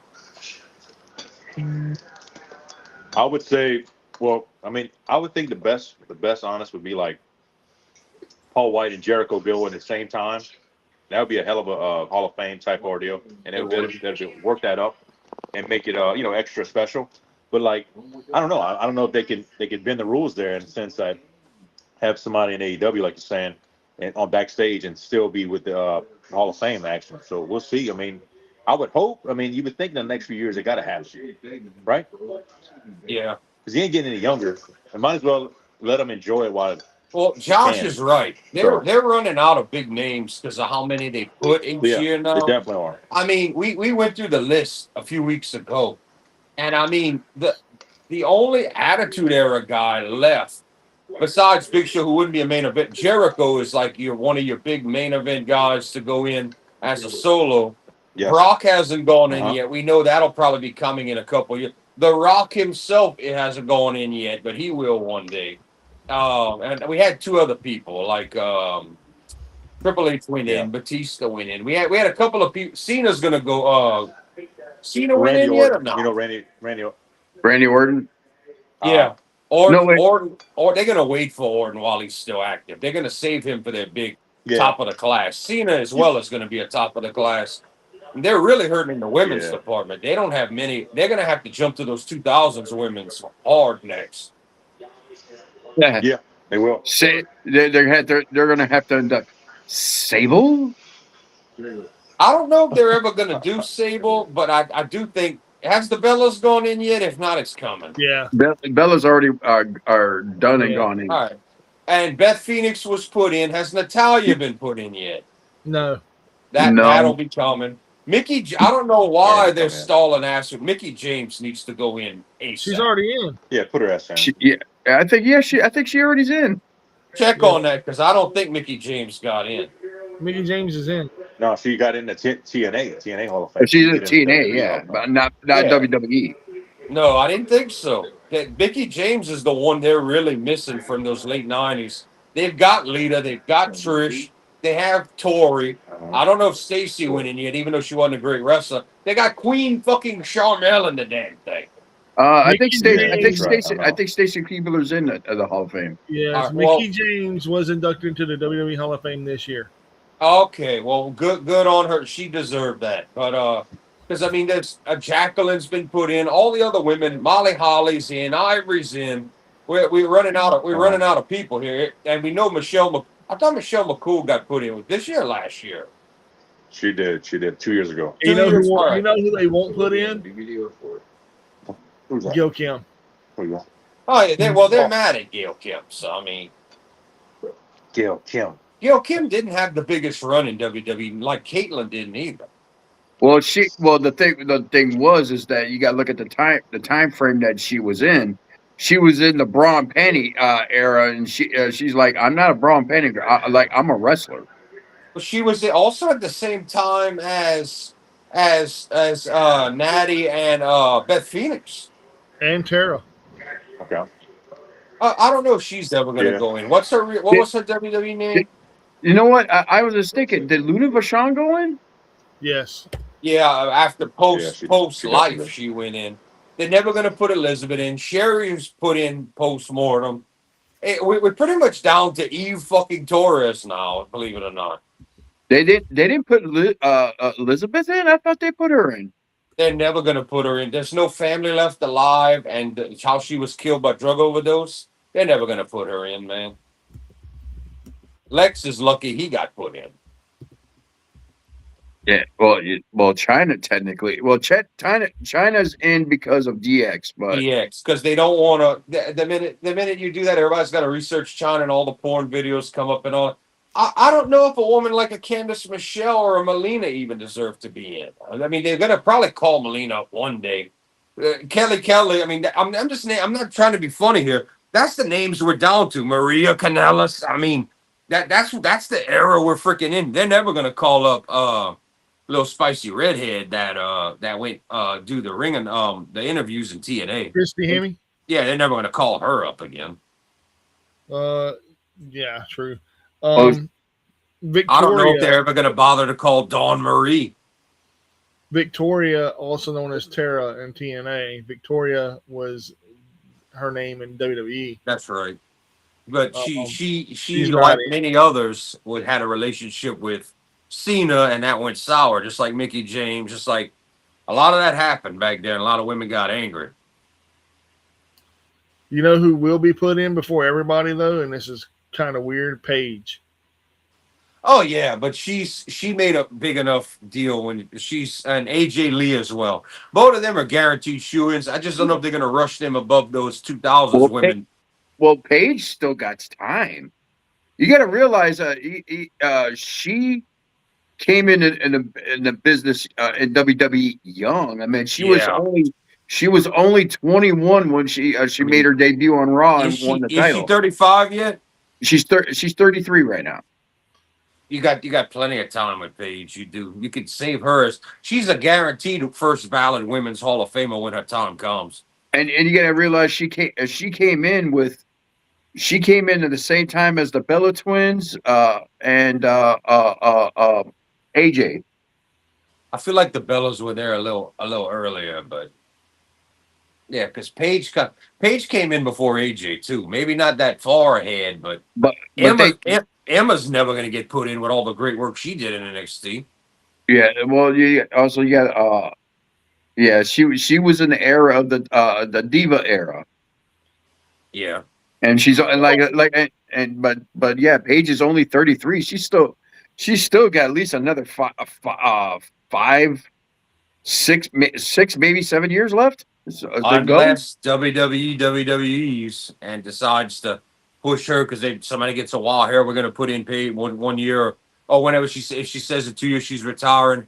I'm just trying to think of the oldest women still there versus we know the horsewomen are guaranteed, maybe not Mercedes, but We know people like Bailey and all that are going to be Hall of Famers one day, and Charlotte and Becky. We know all of this. Yeah. You ever think Layla's going in? Michelle No. McCool went in. No, unfortunately. Michelle McCool, for Undertaker's wife? Layla, who was her partner when they had Lay Cool. Do we ever think Layla's going in? Oh, I would love for her to. She's a beautiful woman.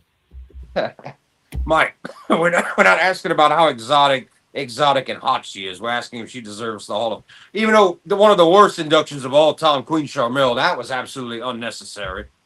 That might be the lowest wrestling or supposed wrestler. That's below. We below Stacy Keibler and Tori Wilson status here as far as in the ring.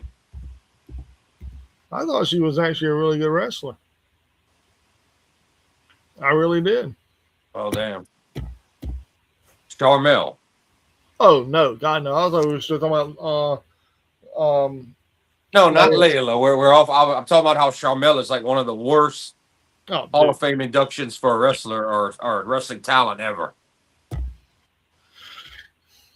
Yeah. Tyler's picks came in, by the way, if you want. It looks like, I'm typing them in. all right. While you type them in, y'all want to get to the next piece of news? Hold on. He put in a match that I don't have. Let me. that's Shota Umino. Shooters at Forbidden Door. Shooters fighting Pac. He's defending the global title because Suji said fuck no. Yeah, but who's Mako?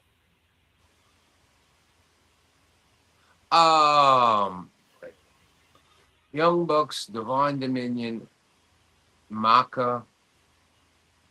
Is that who did he might have said the match I was telling you about where Thunder Rosa and the Well, Divine Dominion is going to be that match, but I think that's going to be on the pre-show. That's pre-show. I'm not putting that up there. Wait, I think her name's Olympia. She's from CMLL. She's teaming with Thunder Rosa. yeah. As I remember, she's having a Is that going to match. be on the pre-show, or is that going to be on the main card? He picked Thekla. Okay, I was making sure he picked for that match.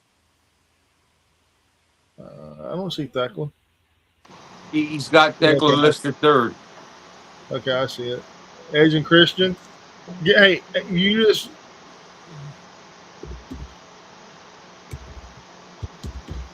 Jordan, do me a favor. He picked Thekla, right? Right. You're looking at the card right now, so I'm typing. Okay, Bandito versus Mox. Did he pick Bandito?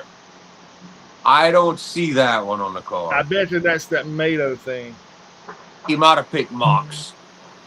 We'll hold off on that, and he picked Shota over Pop. Yeah.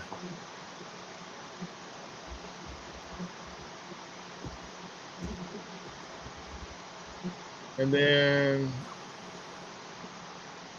because that's the only match he didn't pick for is Bandito and Mox.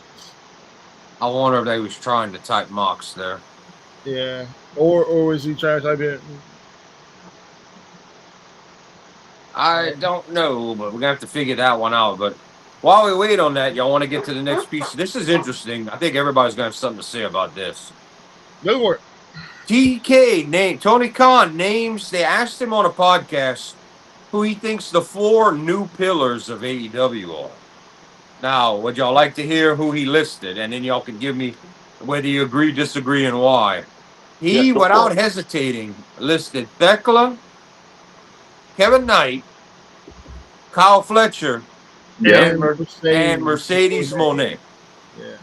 4 pillars. Okay. Now, there's plenty of room to complain here and say, what the hell? Here's what I want to put to you guys. They asked him new pillars of AEW, not people that's been there, which in Mercedes' case, Mercedes has been working for the company for a minute, and so has Kevin Knight, even Kyle Fletcher. So I'm like, new pillar? Really? These are new. And then pillars. This is who you pick for your modern day pillars. This is what you. So who wants to go first? I will. Okay, Mike, go ahead. I'll go first. Hell yeah. I want to go first for a change. I want to go first for a change. Now, all these people have been there for over 2 years. Yes. This Maybe not Thekla. Well, Thekla's been there for 2 years. Okay. The thing about Thekla, I agree with her being a new pillar. I But could agree with that one. I can agree with that. I don't agree with Kevin Knight. Me either. I, Not for a new pillar. Mercedes Monet, I don't agree with because I she's don't already either. established herself and she's been there for over 4 years. And she comes from another company. I don't think when you consider a pillar of AEW, I think it should be people that are up and comers that were not in WWE's system. Okay. Exactly. And the fourth person, who did you say it was? Kyle Fletcher, who also maybe not as big as his run is now, came from New Japan and other companies and was a very successful tag team champ, won like tag team of the year for their year. Let's call. I would say Kyle Fletcher could be. This is my 4 pillars, the new 4 pillars, in my personal opinion. Okay.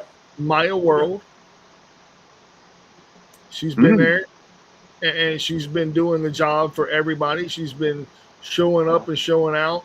She just had her brother pass away, and she's still working there instead of taking time off to mourn her older brother. So I have nothing but tremendous respect and admiration for this woman. Yes, for sure. So to me, she deserves to be a new pillar in this. And she should take the place. That's a perfectly reasonable assessment. What you just said. Yes, I must say, Triple M. That's very good. Very good assessment. And she should actually take this place of Mercedes Monet. Now, as far as Kyle Fletcher, I don't see him being a new pillar. My other person I would put in his place, because I'm a big fan of theirs and I've been watching them grow. And I know he came from another company, but he was treated like shit in the other company. And now he's gotten room to shine, and that's Ricochet. So, all right. Okay. I was going to say, if you didn't make it in the other company, but Ricochet was multi-time champion, and before that was New Japan. So it's not like you got a brand new guy, and he's got a little ego. No, but he's humble, man, and that's right. He has been there, and he's been working his ass off, and his craft is still correct. And his craft is still phenomenal. Yeah, he definitely works his ass off. Yeah, he definitely right, and that's evident. Like you said, that's important.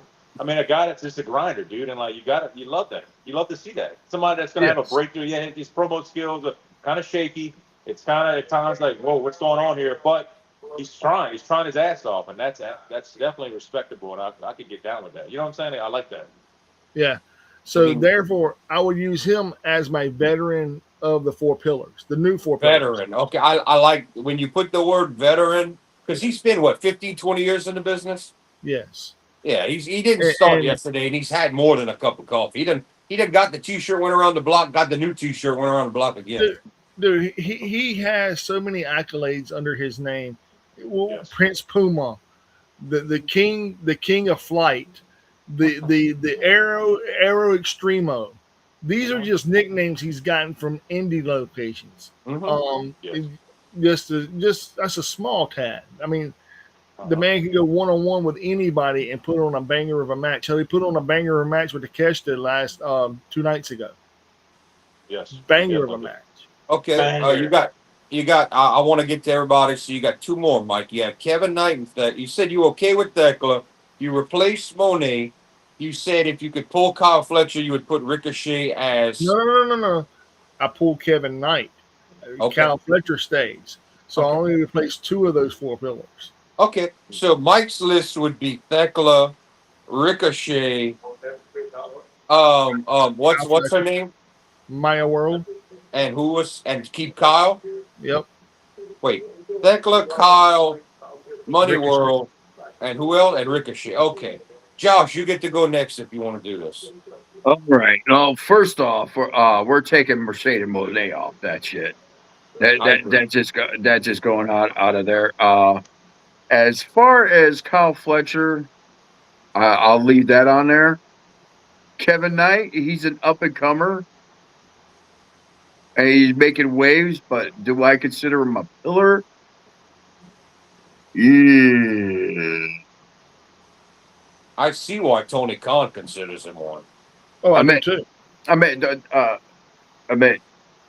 don't get me wrong. It's good that it's good that they're making new stars.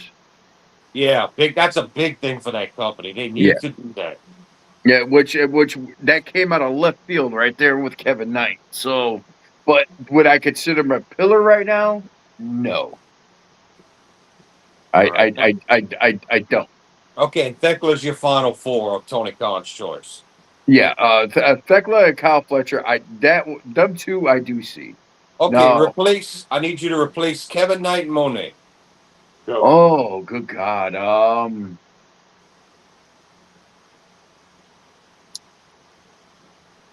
It doesn't have to be a man and a woman either. You could go two men or whatever you feel. I think one woman's good enough for a pillar, but anybody can do what they want here. It's I open think ring. I think Brody King is doing a hell of a job. Okay. Okay. That right there, man. He's a workhorse. Crowds behind him. You know, everywhere he goes, no matter what, it is like they say fuck ice. Man, he is cheered and it's like and he shoot that I don't know if y'all saw that clip I sent in the fucking there of him just jumping up on the ropes doing a flip and throwing the two guys. I'm like, did that big ass motherfucker just do that shit? So yeah, I think Brody King deserves to be on there for right Okay. And now. you get all right. You get one more, man or woman. You're replacing Monet here, but you can choose man or woman. Um, I'm using your pick of Brody King to replace Kevin Knight. By the way. yeah. Um, Harley Cameron. Okay. Harley Okay. Cameron. I mean, her in-ring work still needs work, but damn, does she have personality and comedy segments that holds that place together. You're saying that you Yeah. believe Harley Cameron is only up from here and has a huge ceiling. Yes. That to me, that's the perfect pick for a killer. Yeah. That makes logical sense to me. All right, that's good. Dev, do you know enough about the AEW roster to do this, or do you want to attempt it? So or give not? me, how about this? Give me a rundown on right. like give me All right. a quick on Kevin Knight and Thekla. I want to know like more about them two. Thekla is Like the women, I current guess. women's champ out of the Okay. two belts. She's on fire. All right. She comes from stardom. Yeah. She's got the personality and the in-ring. No one here has any Thekla hate. We like her. We can't wait till the day we get the dream match of her versus Tony Storm. Okay. Yes, then that's gonna be great. That's gonna be phenomenal. And we have not had Yeah. Thekla and Mercedes with the bitching back and forth yet either. That might be That's coming. yeah. And Mercedes is going to turn up the in-ring action to 6 to go Yeah. against Thekla. She's not going to shit on it on this match. She's going to know she stands the chance to put on one of the best wrestling matches of her career. That's right. That's right. An absolute 5-star melt. Yeah, Thekla is gold, and she already signed long time to Tony Khan, and like I ain't going nowhere. So he's all in on her. As long as she stays healthy, she's going to be at the top of the card or right below the top, interchangeable for years.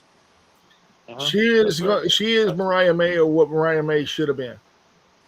But not in the character at all. Thekla is like Thekla's like, what's up, bitches? Does the spider walk? She's dark. She's got that one of a kind personality like Lita had for her time. Correct. Hey, who's the chick that walks with Moxley? Who's Marina that chick Shafir. that walks That's with Moxley? she's an MMA fighter, legit. So what? Oh, she's okay. So can she? Does she like put on a good wrestling match? I mean, I haven't seen her. I wrestle, don't like the way she doesn't really have. I don't like the way she fake wrestles in the Okay. no rules cage match. It served her way better. Yeah. But in a real wrestling match, she Yeah. doesn't know how to work good enough. And she's just not. She doesn't have the skills or like just the sellability, right? It takes time, right? And she doesn't have. All right, let me move on and ask you. Let me get to the next. Okay. Kevin Knight was his next pick. Tony Khan's next pick. Yes. He is current. I can take over from here, Jordan. He is currently the TNT champion. He is now partnered, the newest member of the Don Callis family. He turned on his own best friend Mike Bailey. He has turned on Darby Allin. He frog splashed him on the top rope while Darby Allin was actually tied to a gurney and stretcher. Oh God. Um, Okay. but he Yeah, can't talk. this guy went from white meat babyface high flyer to heel Yeah. but he's Okay. more about he would be a lightweight guy if they had levels in Okay. AEW. So that just gives you a little back. And Kevin Knight comes from the Indies and New Japan and all of that. Gotcha.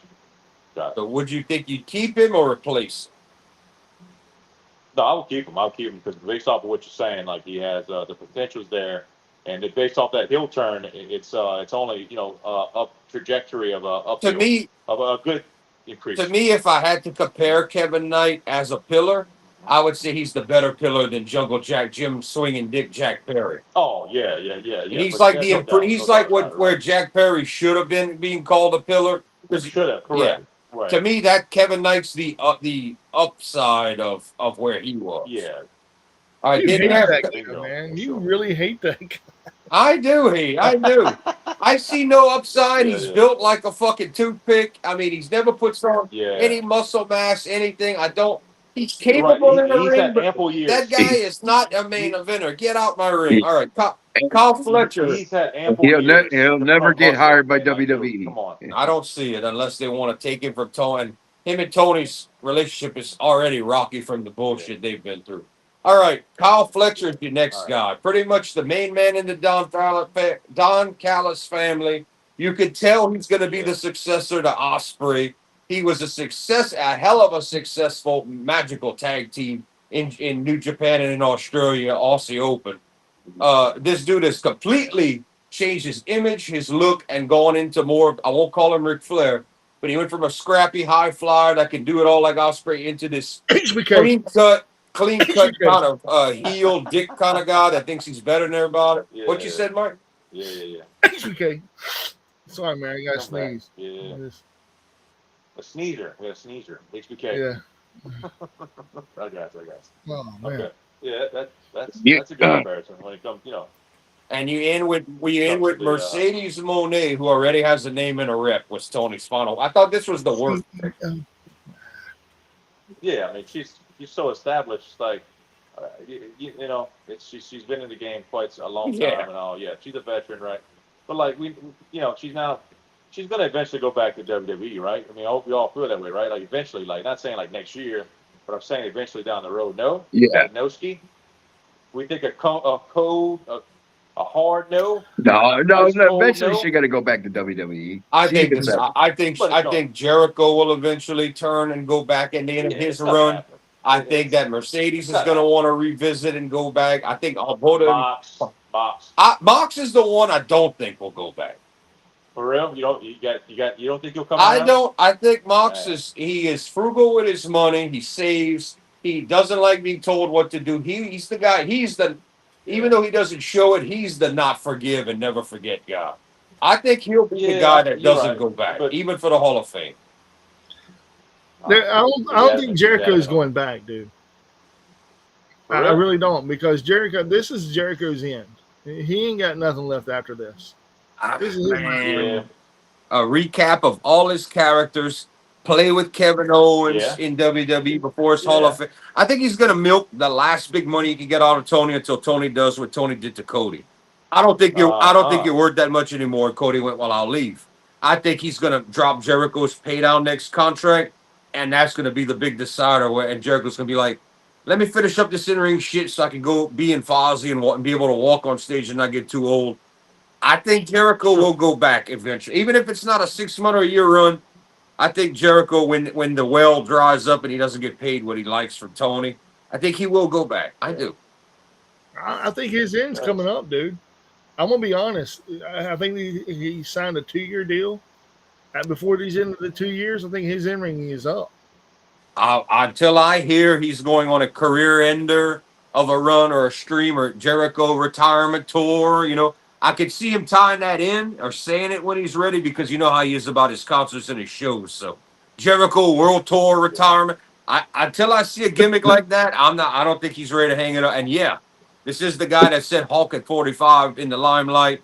kept wrestling, and now he's 50. But to be fair, Yeah. Jericho's not going for the title right now. To be fair, Yeah, I think. I think Jericho is going to do a couple places that he hasn't wrestled yet. With this merger, I don't think he's done any CMLL stuff. Yeah, I know he's has. done AAA. I think he's done AAA. I don't think he's done CMLL stuff. Yeah. Yes. Back when he was, because whenever he was with NJPW back in the day. yeah. He was sent over as a young law and trained. Jericho's been everywhere, but a TNA product technically. That's right. And Right. if we want to be fair, I don't think he's ever been in any incarnation of the NWA unless we want to. By that time, WCW and NWA was done by the time he came to Yeah. WWE. So he never really had any NWA connection, GCW, MLW, all that, of course. But Jericho has been in all of them and bounced around, except if we're going to name the big one, he didn't. Or if we want to pretend to be TNA. And you Yeah, want to hear what I think the three that he hasn't been in yet is TNA. I don't think he's done anything at GCW yet. No. Yes, he has. Oh, he did?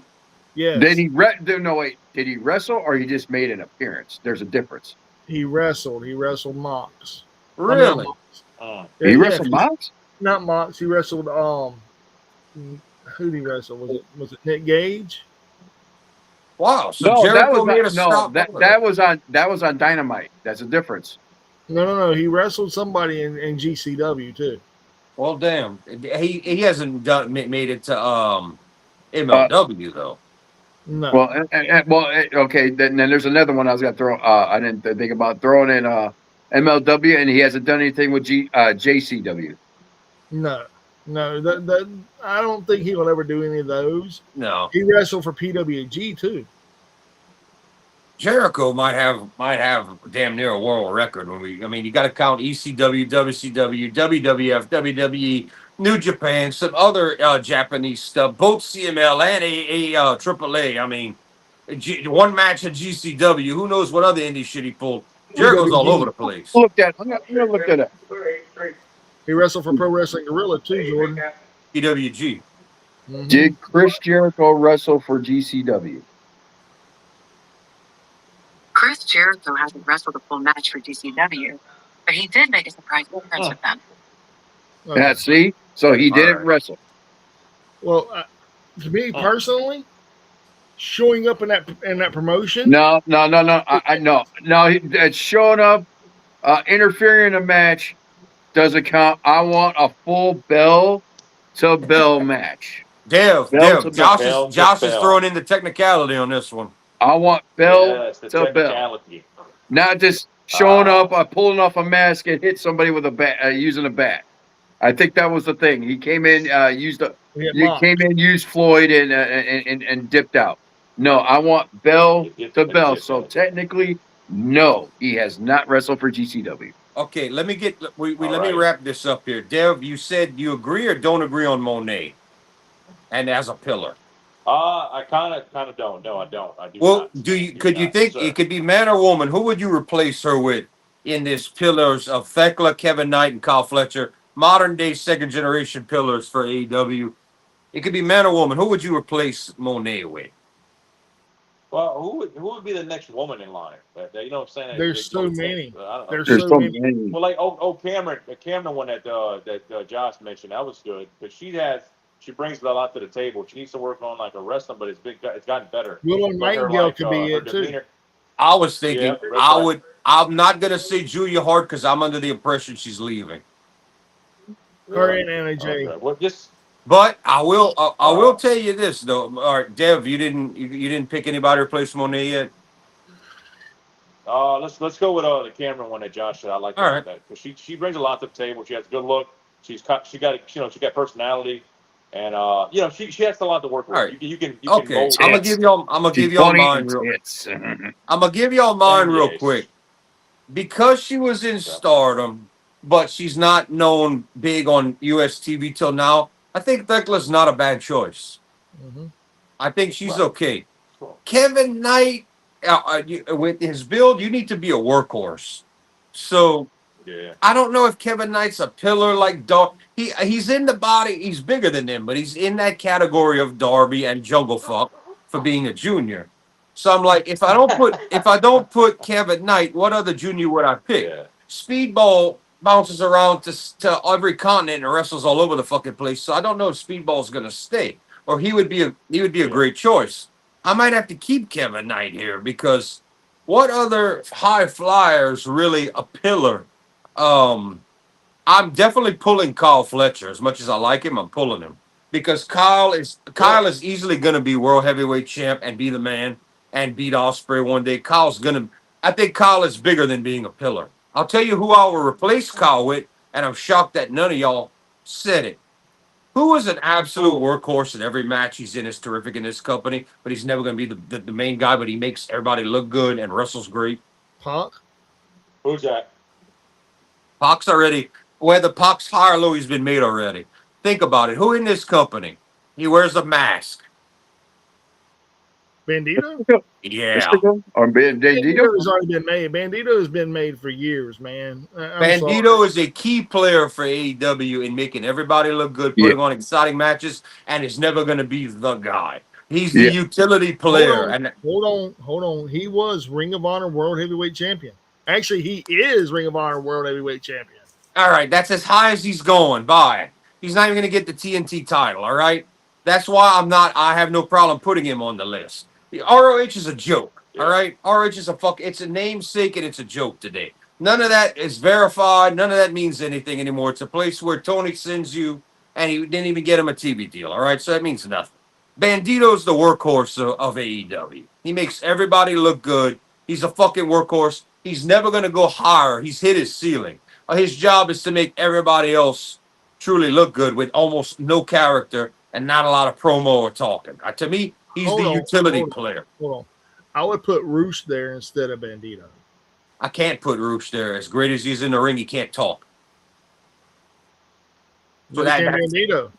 Yeah, but Bandito constantly got everybody screaming and cheering and believing in him against Mox, against whoever. Look how they rely on Bandito. Yeah, that's true. That's why I'm taking Fletcher because Fletcher's gonna be AW World Champ one day. Fletcher will. And I know Thekla is women's champ, but you know what? Thekla walked right in, got it, and she's carrying that division, especially with Tony gone. That's why Thekla stays. I'll keep Kevin Knight because he does good in making other people look good. He's the high flying guy. For Kyle Fletcher, I'm gonna replace him with Bandito because I think Bandito deserves a little more flowers than just ROH champion. He's never gonna hold it again. Yes, he was tag champ, but you know what? He's the workhorse of that company. He is the Io Shirai of the men in that company. Anybody argue me that? Argue me that Bandito is not the Io Sky or Asuka of the men's division in AEW. Argue me that. Can't argue. That's my reason. And Monet, we all know when Tony said it, I almost busted up laughing. I'm like, if anybody's made on this list, I mean, that's the reason you're paying her $6 million. No, Monet does not need to be on there. Because of Anna Jay and Julia Hart probably leaving, I'm going to throw a bone to a woman who's not the best, but you know what? She always does what's asked of her to make everybody else look good. Sky Blue. Sky Blue, yeah. I'm going to throw this bone to Sky Blue because one day she may become, right now she's another utility player. That's what your pillar's supposed to be. She makes the engine roll. She's a cog in the engine that makes everything work. She's one of the pistons that helps the ring in the piston. That, to me, that's what, and if the other two are leaving, I probably would have went with Julia Hart, talent-wise. I'm going to go Sky Blue because you know what? She's doing her job. Willow has gotten there and went down. Alien Woman, Statlander, they bombed with her, didn't have her say the right things, and they let her down. I feel like they've let Sheeta. Sheeta is great, but she's already established.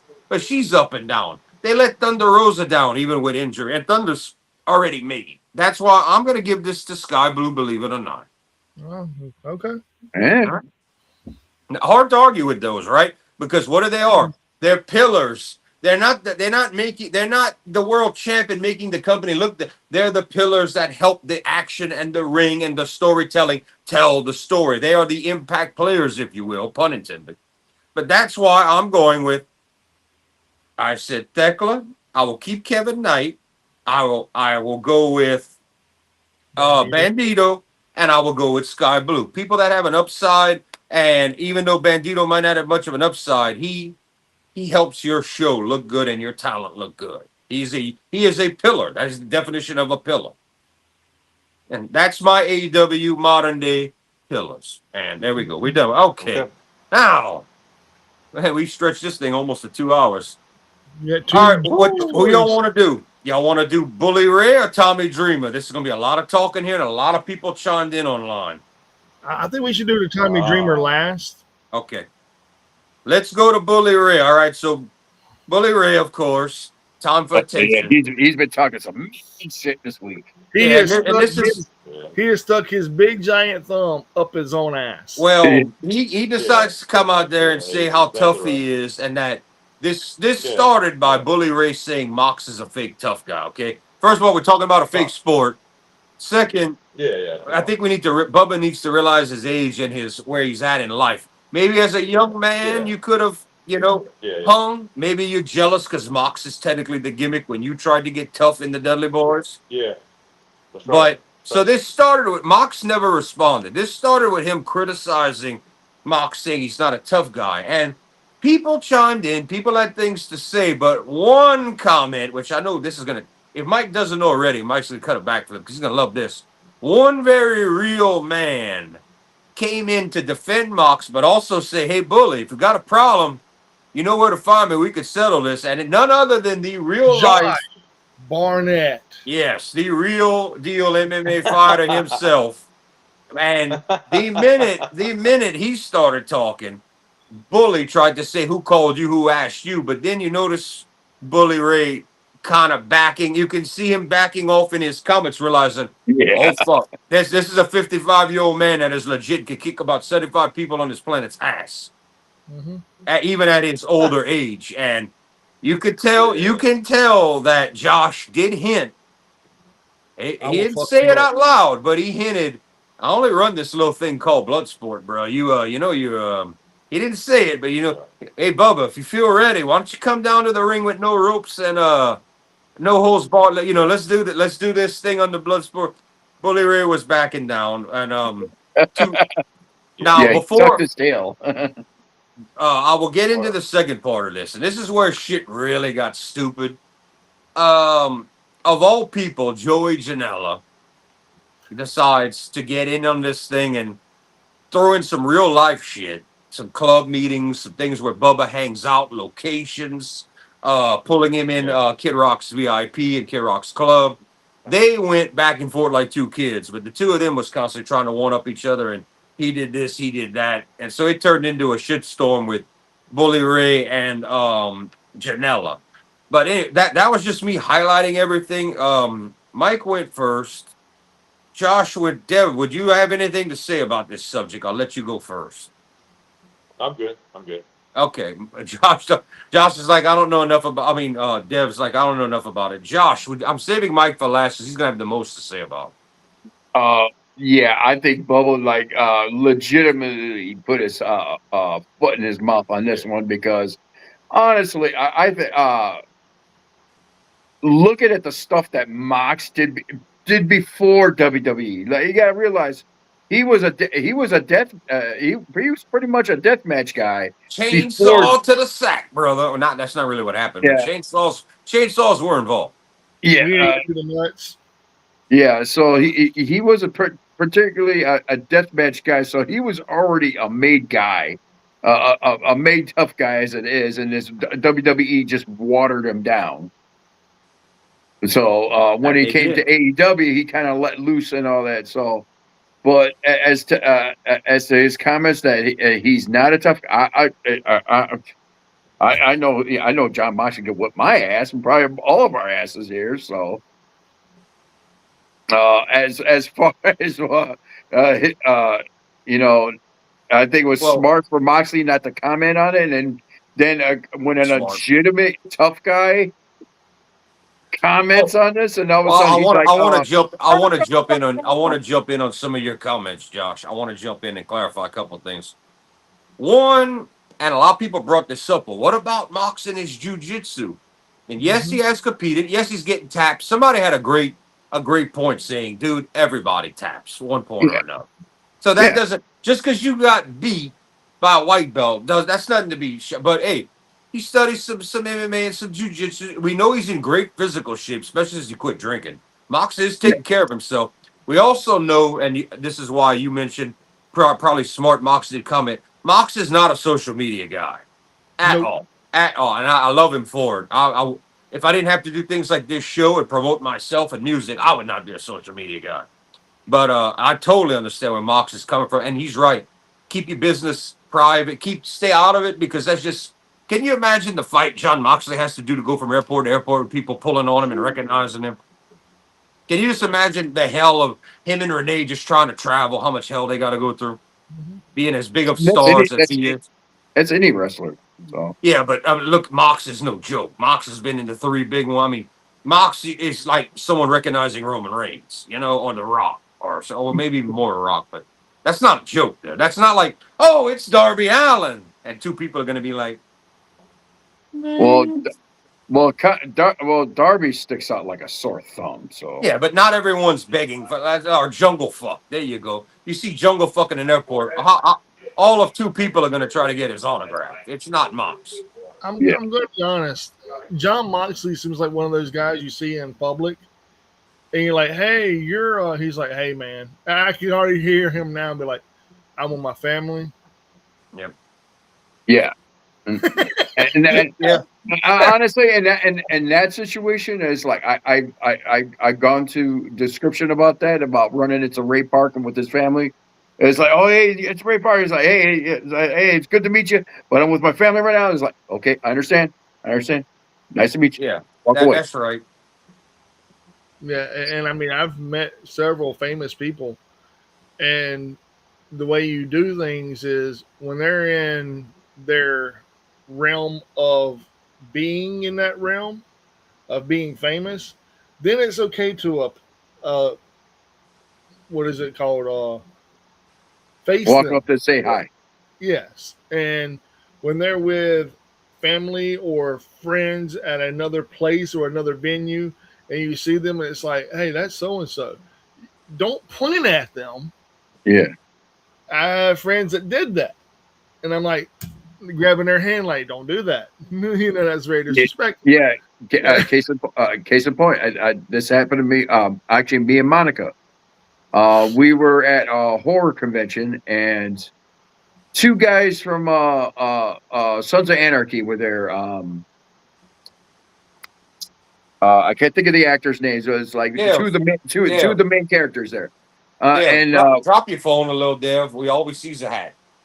Okay. All right. I got you. Unless you purposely off air for a reason. No, we're good. yeah, Right. so we were in we were in a diner, and they were just doing autographs and everything. So Yeah. we were getting ready to leave. We're like just sitting there we're just sitting there waiting, and it's like chilling. And just so happens that these two stars just sit there and start having lunch and everything. And she wanted to go up there and say hi. I was like, babe, don't do that. Don't do that.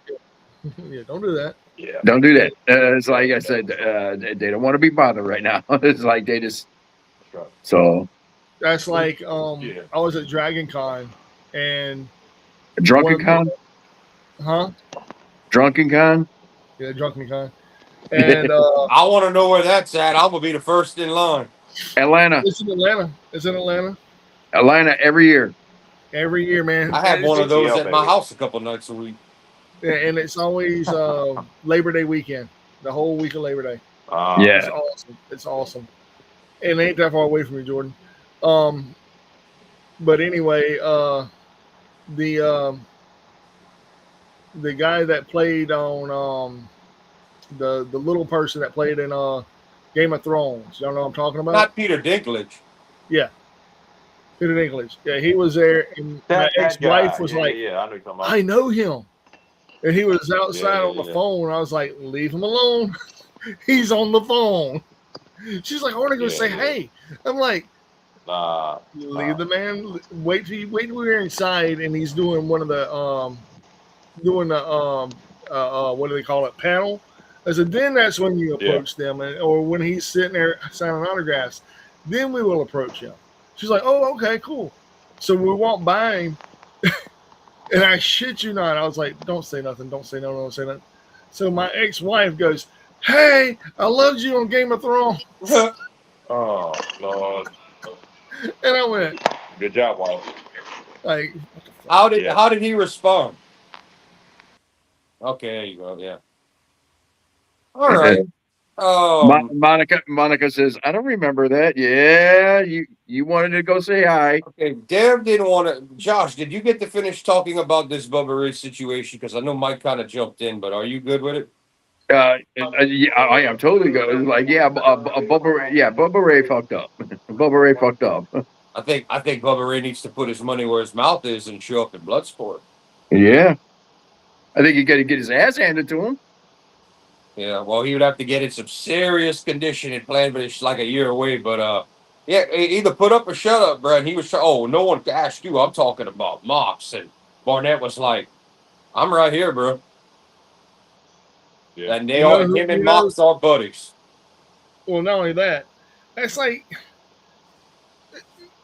is it my turn yet? I'll wait. Yeah, Go Mike. Okay, Yeah, you're on. Here we go. All right. So to me personally, it's like MVP, right? You know he's a legit tough guy. You don't fuck with MVP. Yeah, That's yeah. like, you know, it's like, oh yeah, he has a ninjutsu background. So does Mox. I'll give you a great one. If we want to talk about attitude era, legit tough guys. Steve Blackman. Well, yeah, but not even to do with if we say not MMA trained. Look at the Godfather, Papa Shango, Kama. That dude was a legit badass, and that's why they put him in that brawl fall and all. That's why that dude was one of Undertaker's top dogs in the BSKs. Mm-hmm. But my thing is, though, if you're gonna go after Mox and say he's not a tough guy, why don't you go after MVP? Yeah. Why not go after MVP? They're the same. Well, they're to be the same level. fair, you know how Bully Ray picks sides, and WWF does own ECW in his history. So, I mean, he might not talk about TNA in a bad light all the way, but he will disrespect AEW and all because you know his team. Bubba's gonna stick with the other team. You know he is. Well, you know, MVP wrestled in TNA. Yeah, MVP came to went to New Japan too. Yeah, he's been all over. Like MVP's the first ever. MVP was the first ever inaugural IWGP Intercontinental Championship in New Japan. Yeah. Ah. He was the very first one, and Shelton Benjamin also had a great stint over there as well, and was part of Suzuki. Almost anybody that's about it went to New Japan at one point or another. Oh yeah. But my thing is though, these guys are legit man-made. They're got heavy hands, and to call out Mox and say that he ain't a tough guy and this, that, and the other. Moxley is one of the most nicest gentlemen that you'll ever meet in person. Okay, first and foremost, yeah, he takes a lot of shit online. He takes a lot of shit, but he don't bother reading it because he's like, fuck that shit. I'm gonna do my job, man. It's beneath him, dude. I'm gonna do my job, and I'm gonna stay out of the bullshit. And you know what? It makes an easier life for him and his wife. I think he's smart. Right. Yeah, and the crazy part about it is, whenever he had somebody fight this battle for him, and Josh Barnett, Bully Ray was like, if you ever want, to be famous, I can make you famous. But and I'm like, dude, you're crawfishing, man. You're crawfishing on a legit. Uh-oh, we lost Josh. The battery died. Uh-oh. He said that in the chat, or I don't know.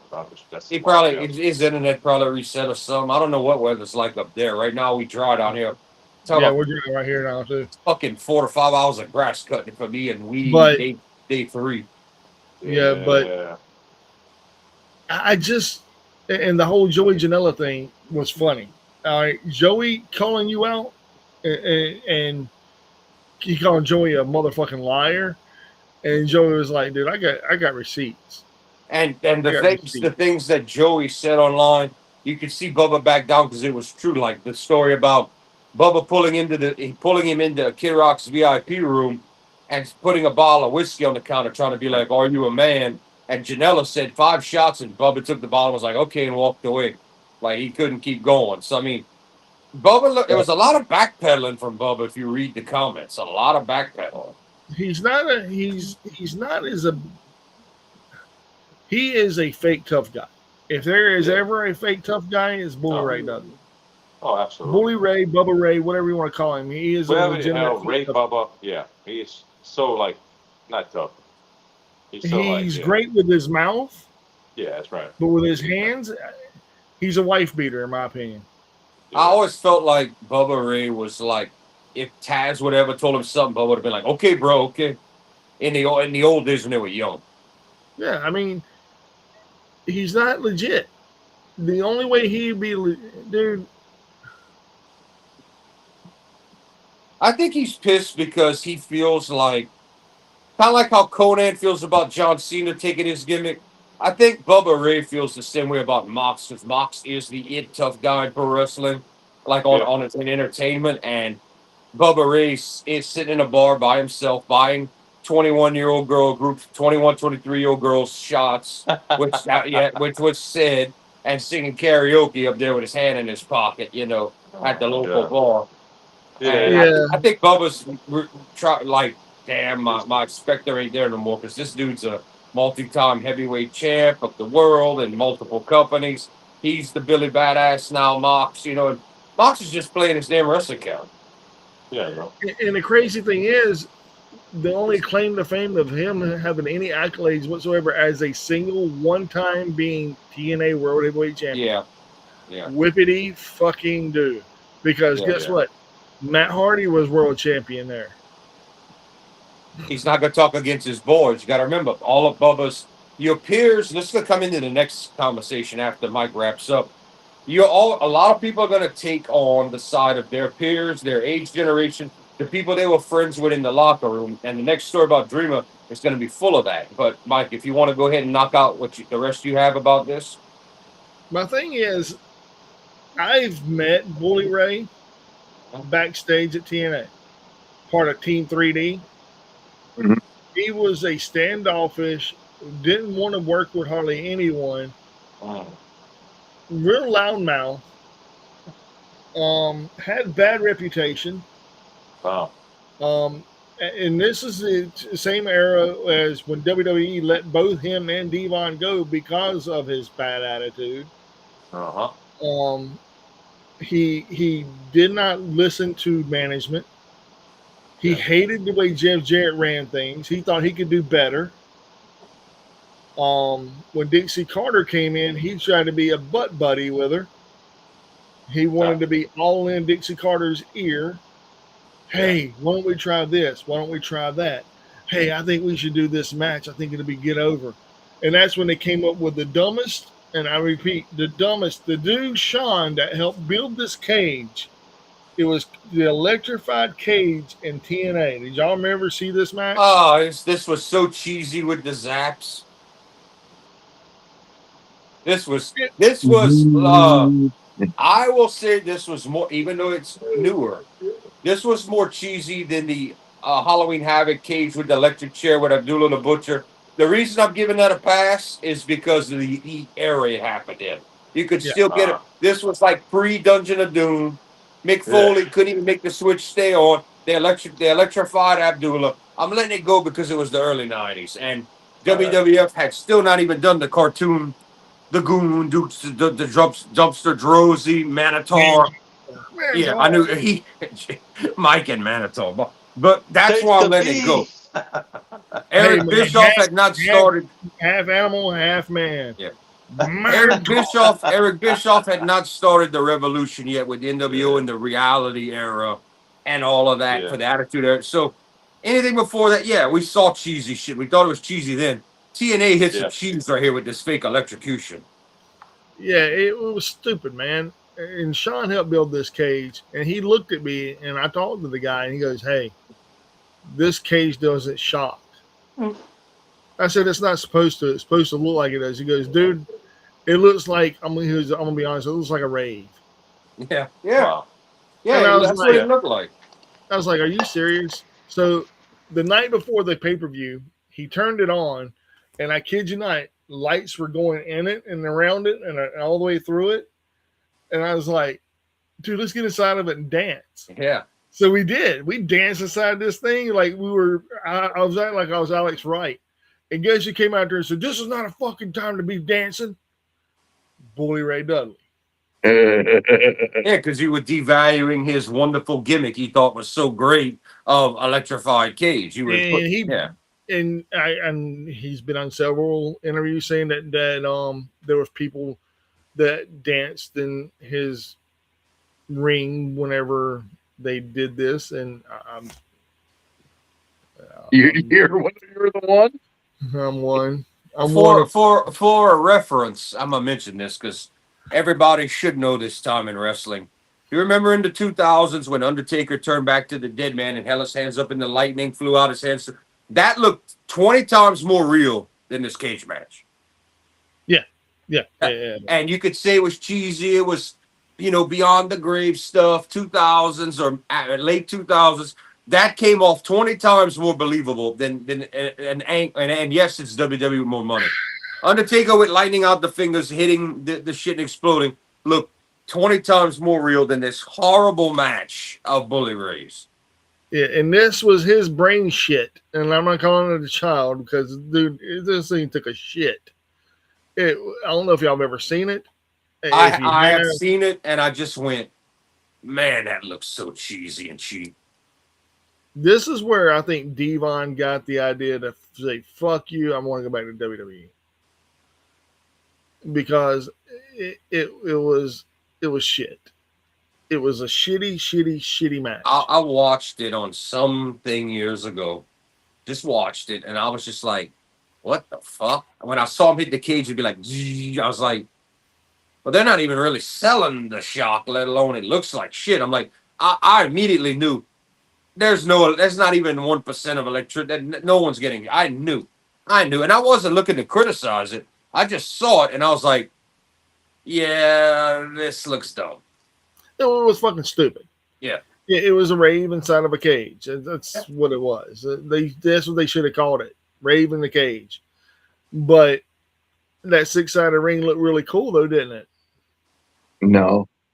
Yes, it did. It looked cool as fuck with all the lights going in it, dude. I'm not going to lie. I danced my ass off in that bitch.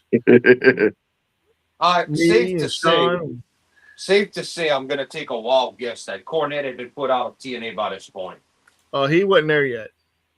Okay, he wasn't there yet. Because if he'd have been there, he'd have had a fit and been like, stupid fucking shit don't even look real. What kind of jack off kind of idea? And then Bully, you're messing up my ring and my cage. And fuck your ring and fuck your cage. And fuck your cage.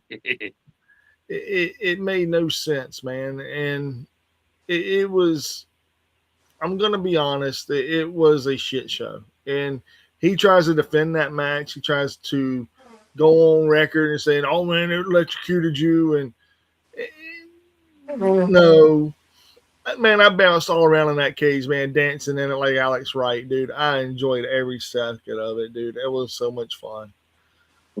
And I even had pictures of it, actually. So, fuck you, Bully Ray. Fuck your cage. Fuck you being a tough guy. You're not shit. You never were shit. You piled off on your brother Devon. And I'm just so happy that there have been so many people that have come forward now and said things about him. And I'm gonna, and this is the God's honest truth. People bow down to him because of Busted Open Radio. That's what it is. They go, oh my God, you're on Busted Open, and Dave LaGreca shows you all kinds of respect and all this, that, and the other. You don't deserve it, man. The only thing you deserve is a kick fat in the nuts. And I was gonna say a swift kick in the ass. So I mean, they just he needs his nuts kicked. He really does. Come back down to earth one time. Okay, well, let's go ahead and wrap up and do our final one here. Go for it. Oh no! Wait! I was gonna say we still got Tommy Dreamer. Yeah, we're gonna do that right here. Oh, okay. We're gonna wrap up. I thought you meant wrap it up. I'm like, oh, okay. Wait a minute. No. I mean, we're gonna wrap up this Bully Ray conversation. We've talked about it good. Everybody said what they needed to say. Hold on, there's one more thing. One more thing. Bully Ray, you're a fucking cuck. Well, damn. Looks like he's going sit next to Carlos Silva. All right. You All should. right. Tommy Dreamer. Now, let me see if I can take us back to what really happened there. All right. Tommy Dreamer gets notified. He's the head of I hate to give him the title head of creative, but he damn near was for the modern day TNA. The backstage stuff, the angles, how they shot. Pretty much this was a lot of Dreamer's ideas. All right. Yes, he had some supporters. Yes, he has a nice bit of negative people that were like, this ain't working, bro. And a great example of that is Mike and Josh watching the product since it's been aired on the new television deal, saying, why does this make no sense? What the fuck is going on here? Why do we care? You guys have been screaming it every week since the show started. Hell, I even screamed it at the pay-per-view. Yes, yes, you did. You did. And Josh screamed at Santana of all people, one nice people on the planet. I skipped C2E2 for this. But for this bullshit. That is Yeah, exactly. I skipped C2E2 for this bullshit.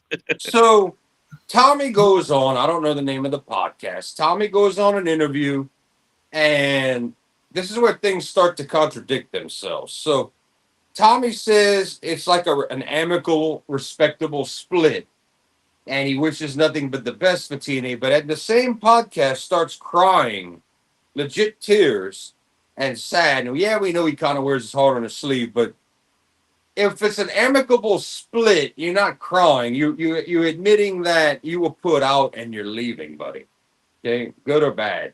Now, my opinion, I'm just going to start this. My opinion before we get into the meat and potatoes of this is Tommy Dreamer is just not good at creative for other people. And sometimes in life, you got to realize what you're good at and what you're not good at.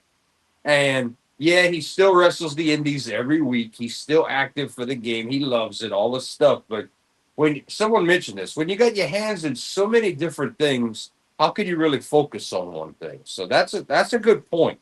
How can you expect to be really good at TNA creative if you're doing indies, you're running the house of hardcore, you're training, you're doing all these things? How can you be really good at I'm the head of creative and what I say goes? And I mean, I think that's part of the reason why it's not been good.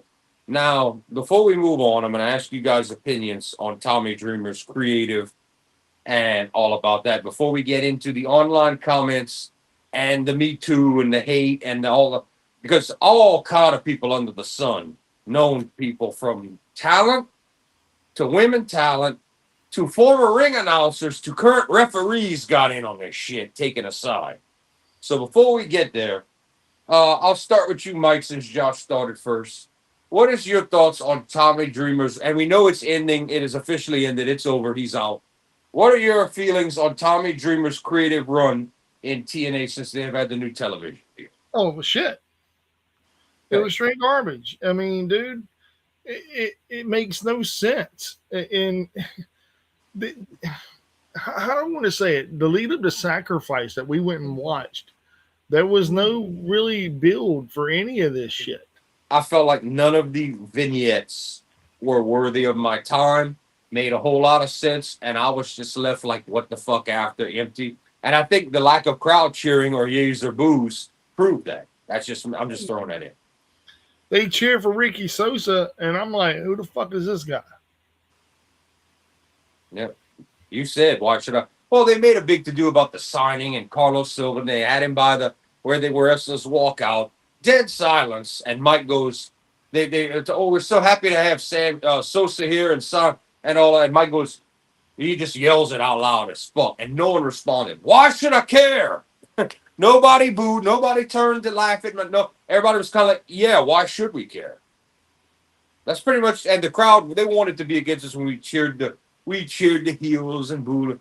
But when Mike said that, you could hear a pin drop in that fucking place, and Silva tried to keep on with his comments. Now, everybody was legit like, yeah, why should we care about a Ricky Sosa? Why should we? And you heard it on the pay-per-view. You heard it. But why should we care about it? That's a great point. We're getting off track here, but Mike, you got anything else besides his creative with shit? You good with that? Well, I mean,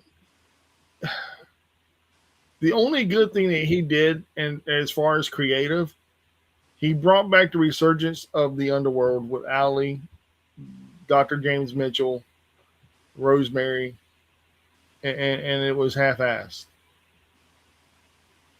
But Yeah. anything half-assed with them was still better than nothing. Okay, that's pretty much how Mike. Josh, you have anything you want to talk about this segment before we get into the people and the comments and the bullshit? Yeah, like you gotta realize that Tommy Dreamer was probably the last one left. That was left over when Scott Demore was there. And I think I even commented on this a while back that like that Tommy Dreamer in TNA was the equivalent of Vince Russo in WWE. He had a bunch of ideas, but he needed someone to filter it out. Now like Vince McMahon was the filter to Vince Russo, Scott Demore was the filter to Tommy Dreamer. Now once Scott Demore left, that's when it's like, oh, I can implement. Tommy Dreamer went, I can implement all my ideas now, and it was shit. They were very much shit. Okay. Yep. All right. Well, let's piggyback to the next part of this. So we talked about the interview. Tommy's crying, claiming it's a mutual split, but technically Tommy was released. I'm gonna throw this in real quick because He was fired. you mentioned Josh mentioned one of the only people left after Demore. There was another man left, and a man who thought when he got the phone call that he was going to be next in line to become the creative force, and they went, "No, buddy, we're letting you go." Which I think it was dumb on two fronts, not just in ring, but he was setting up to be in creative. Another guy who I think could have made this thing really work without Scott Demore, and they let him go.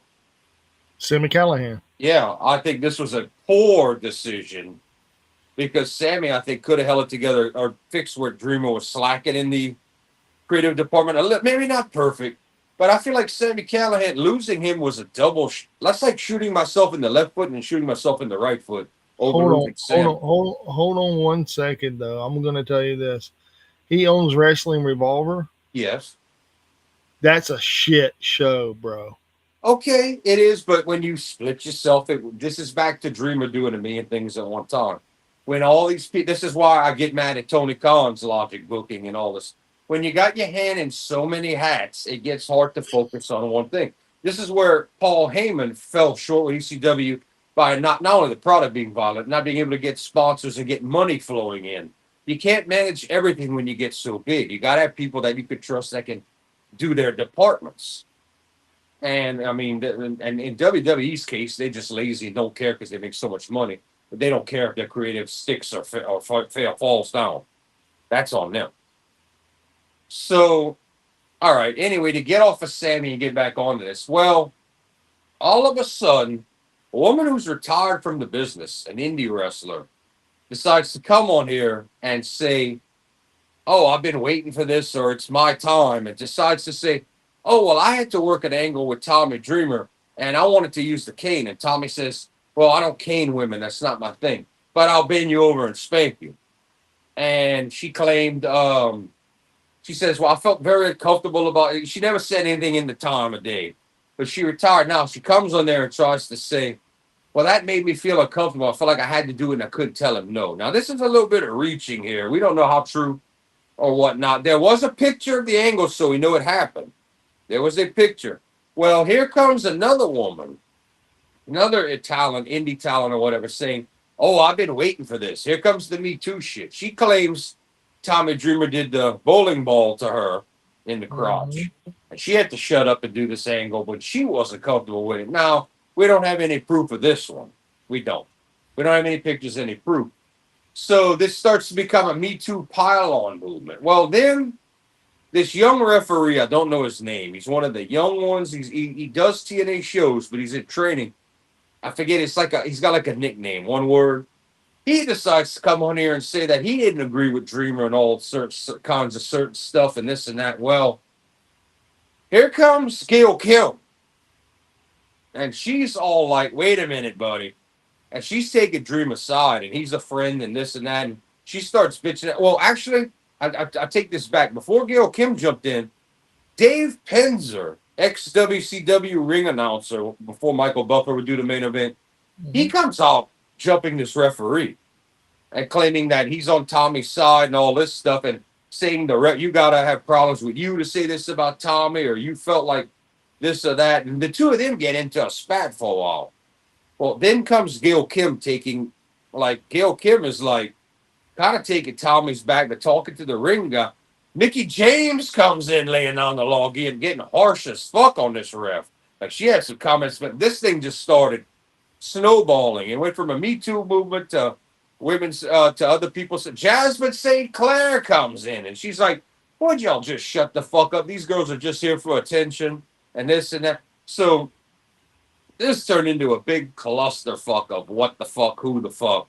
And either you took Tommy's side saying he's an old friend, tend to be the people of that age, and people that have been in the business taking Tommy's side, whereas the Me Too girls and the referee guy were trying to be on this other side of this. Okay.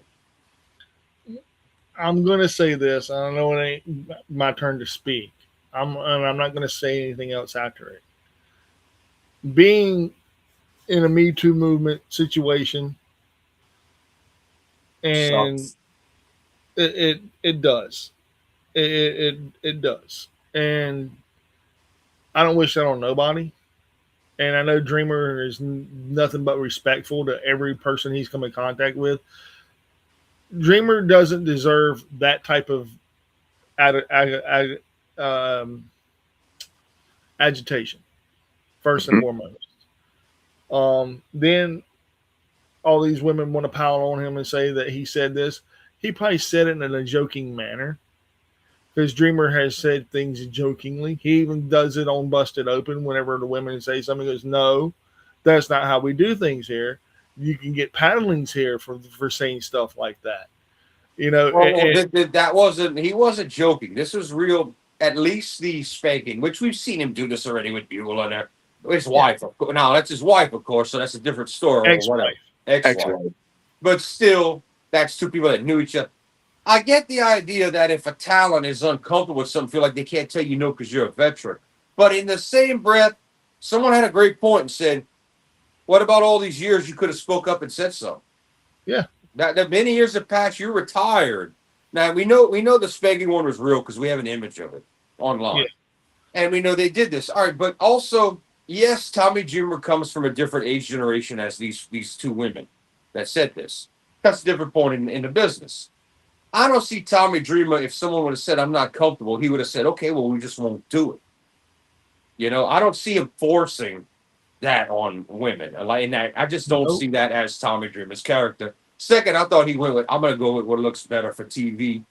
You know, I don't want to cane you, but I'll bend you over and spank you, and everybody will cheer. You used to get a pop and easy. That makes sense. If those girls had a problem, they should have either said something, A, or B, not let forever, 8 years plus or more go on. Why? Everybody's brave when somebody's not in power gets fired. That's my other thing. I'm not happy he got let go, but it needed to happen, right? Well, and we know he did not get released on these charges or these allegations. No. He was released because of bad creative and the company's making. And in case you live under a rock, you just tune in. We all know Brian James, the road dog. He's going to be backstage at Slammiversary, and he's going to be taking over creative. He's not backstage. He's sitting out in the crowd. Okay. Well, anyway, I heard that he was going to be backstage at Slammiversary. I could be wrong. But anyway, it's leading us to believe that he's going to take over creative. Now, many of us remember the horrible SmackDown creative when he was in charge. You know how you're told what you got to do and not do in WWE. You're changed on the fly. We remember a time when Brian James creative was not, or he was held responsible for having shit creative. So is this really going to fix things, or will it not? Time will tell us we watch. Yeah. Josh, would you like to chime in with anything so far on this? As far as the allegation part goes, I think some of it is shit. It's like, yeah, you waited this long to talk about it. I mean, and then the guy gets fired, and all of a sudden it's like, oh, this, and that. I'm like, no, shut the hell up. If and all right, your other half is commenting in the chat. She said, so to think about it from that perspective, that if you feel like someone has power over you or is in a better position, you aren't going to want to open yourself up to that, especially if you're one person. I understand that I agree with you, and I understand that intimidation. You feeling underpowered. I agree with that, Monica. Okay, I understand that. But here's my catch on the first woman that we know got spanked in the ring. She could have easily spoke about this the day she announced her retirement or retired from in ring if she wanted to wait. She waited years and years and years to come and throw this on. Now that Tommy's fired, Tommy wasn't even working for TNA at the time. This was an indie thing.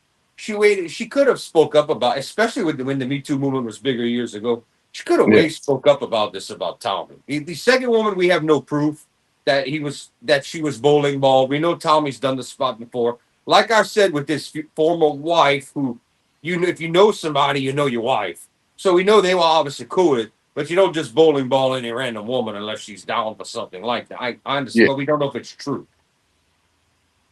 But she just wanted to pile on after the first girl said something. So, Yeah. and I understand your point. She says, see, that's why people are afraid to say shit sometimes. That intimidation and being put that I understand that, and yeah, it's wrong. We all agree that's wrong. No one here Yeah. should be bullied into doing, especially physical things that they're not comfortable with. There's a job of being in wrestling, and there's also a duty not to be sexually assaulted. Well, hold on one second though, and maybe she was afraid of repercussions, but she was on the indies, so what repercussions could she really have? That's my thing. But Oh, they could there's have fired her from Tommy could have said, or anyone in power could say, "Oh, this person won't do what I want. Let them go." I understand that you don't get to eat at the end of the day if you don't have a job. I get that. I get Yeah. that. If I don't make my let's say this was 10+ years ago. Let's say she made $50 this night or $100. All right, she doesn't make her 50 or she's gone. I understand that, but she should have talked to someone, or at least when she got out the business and retired. Well, 6 plus 100%. years. But this isn't Tommy Dreamer's first time being fired by TNA because of this shit, though. Well, we're talking about creative here. He didn't get let go for sexual decisions. Well, he got let go back during the Me Too movement. Okay. Well, Well, right. that was the Flair comments, right? Mm-hmm. Yeah. Yep. Yeah, but immediately they hired him back. They hired him back several years later. Yes. Well, it's not several years. It's only several years later. When did that stuff really take off? Like what, 2021, 2022? Well, wasn't it in COVID when everybody was locked up? They decided to just blast everybody for the Me Too movement. Pretty much. Yeah, I think it was like at least 2020, 2021, somewhere on there. Yeah, it was definitely it was definitely going on in 21. Definitely. Well, it was definitely but it was the Dark Side of the Ring episode. After that aired, he got blasted. Yeah, plane ride from hell. Yeah, and he got blasted there because he said Flair is going to flare. Flair is going to be Flair. And him saying that, I remember this now. Yeah, I remember this now. Yes. And TNA let him go, and when it was still under Impact law, and then whenever they turned it over to when they changed it from Impact back to TNA, they hired him back, and the biggest person that hired him back was Scott D'Amore, and because they needed somebody to help run creative. I thought that was fucked up because Dreamer said the truth. Flair is gonna flare, and you know what? Tommy Dreamer didn't condone what Flair did, and he's not the person to try to change him either. So Tommy said the truth, and when you have a way of doing life for 40+ years, which Ric Flair has been the character Ric Flair for forever. He's done the windmill with his you know what. On the plane ride from hell. Yeah, but he's done it years and years before that. In the hotel rooms, he's known for the robe with nothing on underneath, flashing the women. No, I'm not condoning it, but I'm saying when you've done something for so long, you're going to tell a senior citizen, "Oh, we don't do that anymore." He's going to say, "Bullshit." No, I never said it was right, but it's not Tommy Dreamer's place to be punished for that. When he said Flair's going to flare, he didn't condone it. He didn't say it was okay because it was Flair. He didn't do it. He can't go change Ric Flair. I mean, that was a bad cancellation. That was wrong. That was Oh, Tommy 100%. Dreamer didn't deserve that. And 100%. I remember watching it. Now that Joe, I forgot all about it because But I but blew it. but why didn't they come out then? Yeah. Yeah. See that? Yeah. That was another thing. It's like, Well, I That's mean, it's like Tommy's like that, but this is what he I'm treated me saying. like this when I was there, and I'm like, what the? So and this we is my all know how much JR took the whole punishment for this. Short of Kurt Hennig getting fired or Scott, I forget who it was. Besides Atala getting punished, JR got punished because he was the head of talent relations and on that plane. Vince is in the front, not with Taker, not knowing any of this is going on. I mean, Mhm. Michael Hayes almost pissed on Linda. He almost, I mean, it almost happened. And so JR got the full brunt of this and got released from talent relations for this. Mhm. Yeah, he got absolutely punished for this. But It's you know, like, and then and everybody's like, why didn't Ric Flair receive any repercussions? Because he's Ric they Flair. tried. They tried to cancel Flair when all this came out. They tried to hit Flair and be like, "How dare he?" and all this stuff. And I'm thinking to myself, "Bro, This ain't his. Flair's beyond senior citizen status now. What you gonna go and do? That's like yelling at Jimmy Snuka in the grave because we now know he was guilty, but we're not yelling at Vince for covering it up." Which we had a whole dark side about that. And somebody got mad that was a Vince lover. I said, "Oh, it's just a Vince hit piece." I said, "Is it really?" He paid what he had to pay, got Snuka out of town and quickly moved on to keep his star power and all that, to keep his talent. And we all know now that it's over that Snuka did do it. Like Snuka, of course, was mentally could not do the trial at that point because he Yeah. was gone. But yeah, we know now that he just like we know what we know the ugly truth behind Moolah and what she did with her one ex-husband and their control over the business and abusing women and what they did. That was not gonna lie, it was one of my favorite Dark Side of the Rings because the content was so real. And I'm Mhm. kind of glad a lot of those women got to speak their piece after all this time, but I liked it for the story, not the content, but it kept me engaged because it was real. You Oh know, yeah. and yeah, and Snickers, of course, was like, we're not playing that. We're not sponsoring a fabulous moolah battle. We're pulling out right now. They were like, okay, we'll take care of this quick. May Young, all right. All right, we'll name so yeah, we'll fix this real quick. We're not losing Snickers over this. Mm-mm. Yeah. And the crazy thing, though, man, that whole Me Too movement, whenever Tommy Dreamer got fired, then why didn't they come out and say this shit then? Yeah. That's a point. And you see That's my whole and ordeal. Monica's in the comments. She's not arguing, but she's giving a good rebuttal of the victim side. If we have a, that's the problem, Monica. We never know half the time if we have a real victim until there's overwhelming proof. So that it goes both ways. We don't we feel bad for every true victim. No one needs to be assaulted or S8. I hope the show doesn't kill us for me saying it out loud earlier because YouTube does. Well, it's not you, but they do that. But we want to be on the victim side, but in the same breath, there's so many people that aren't victims that cases like this are brought against. I saw some in my high school time where guys were accused, and the judge called on, and he was like, "Screw this," and you're getting penalty for accusing him when that we have that he did not do anything to you. You know, I saw this stuff, so Yeah. it's that. There's so many cases out there where girls accuse guys and destroy their lives, and then at the end it finds out that they didn't even really do it. You know. Yeah, So the big modern day equivalent of that, and yes, some people this is a 50-50 again. When you have kids nowadays that the parents can't physically discipline them, they get mad at the parents and say they were abused. Yes, we do have abused children all over the world, but we also have people here that kids just say what they want to say. I'm going to say this right here. Um, I'm not going to say no names, or this is a real story. I know a kid, right? He got in trouble for destroying the house. He got a spanking. He went to church that night and said that he was abused. And then they finally realized why, like they brought the whole family in on it.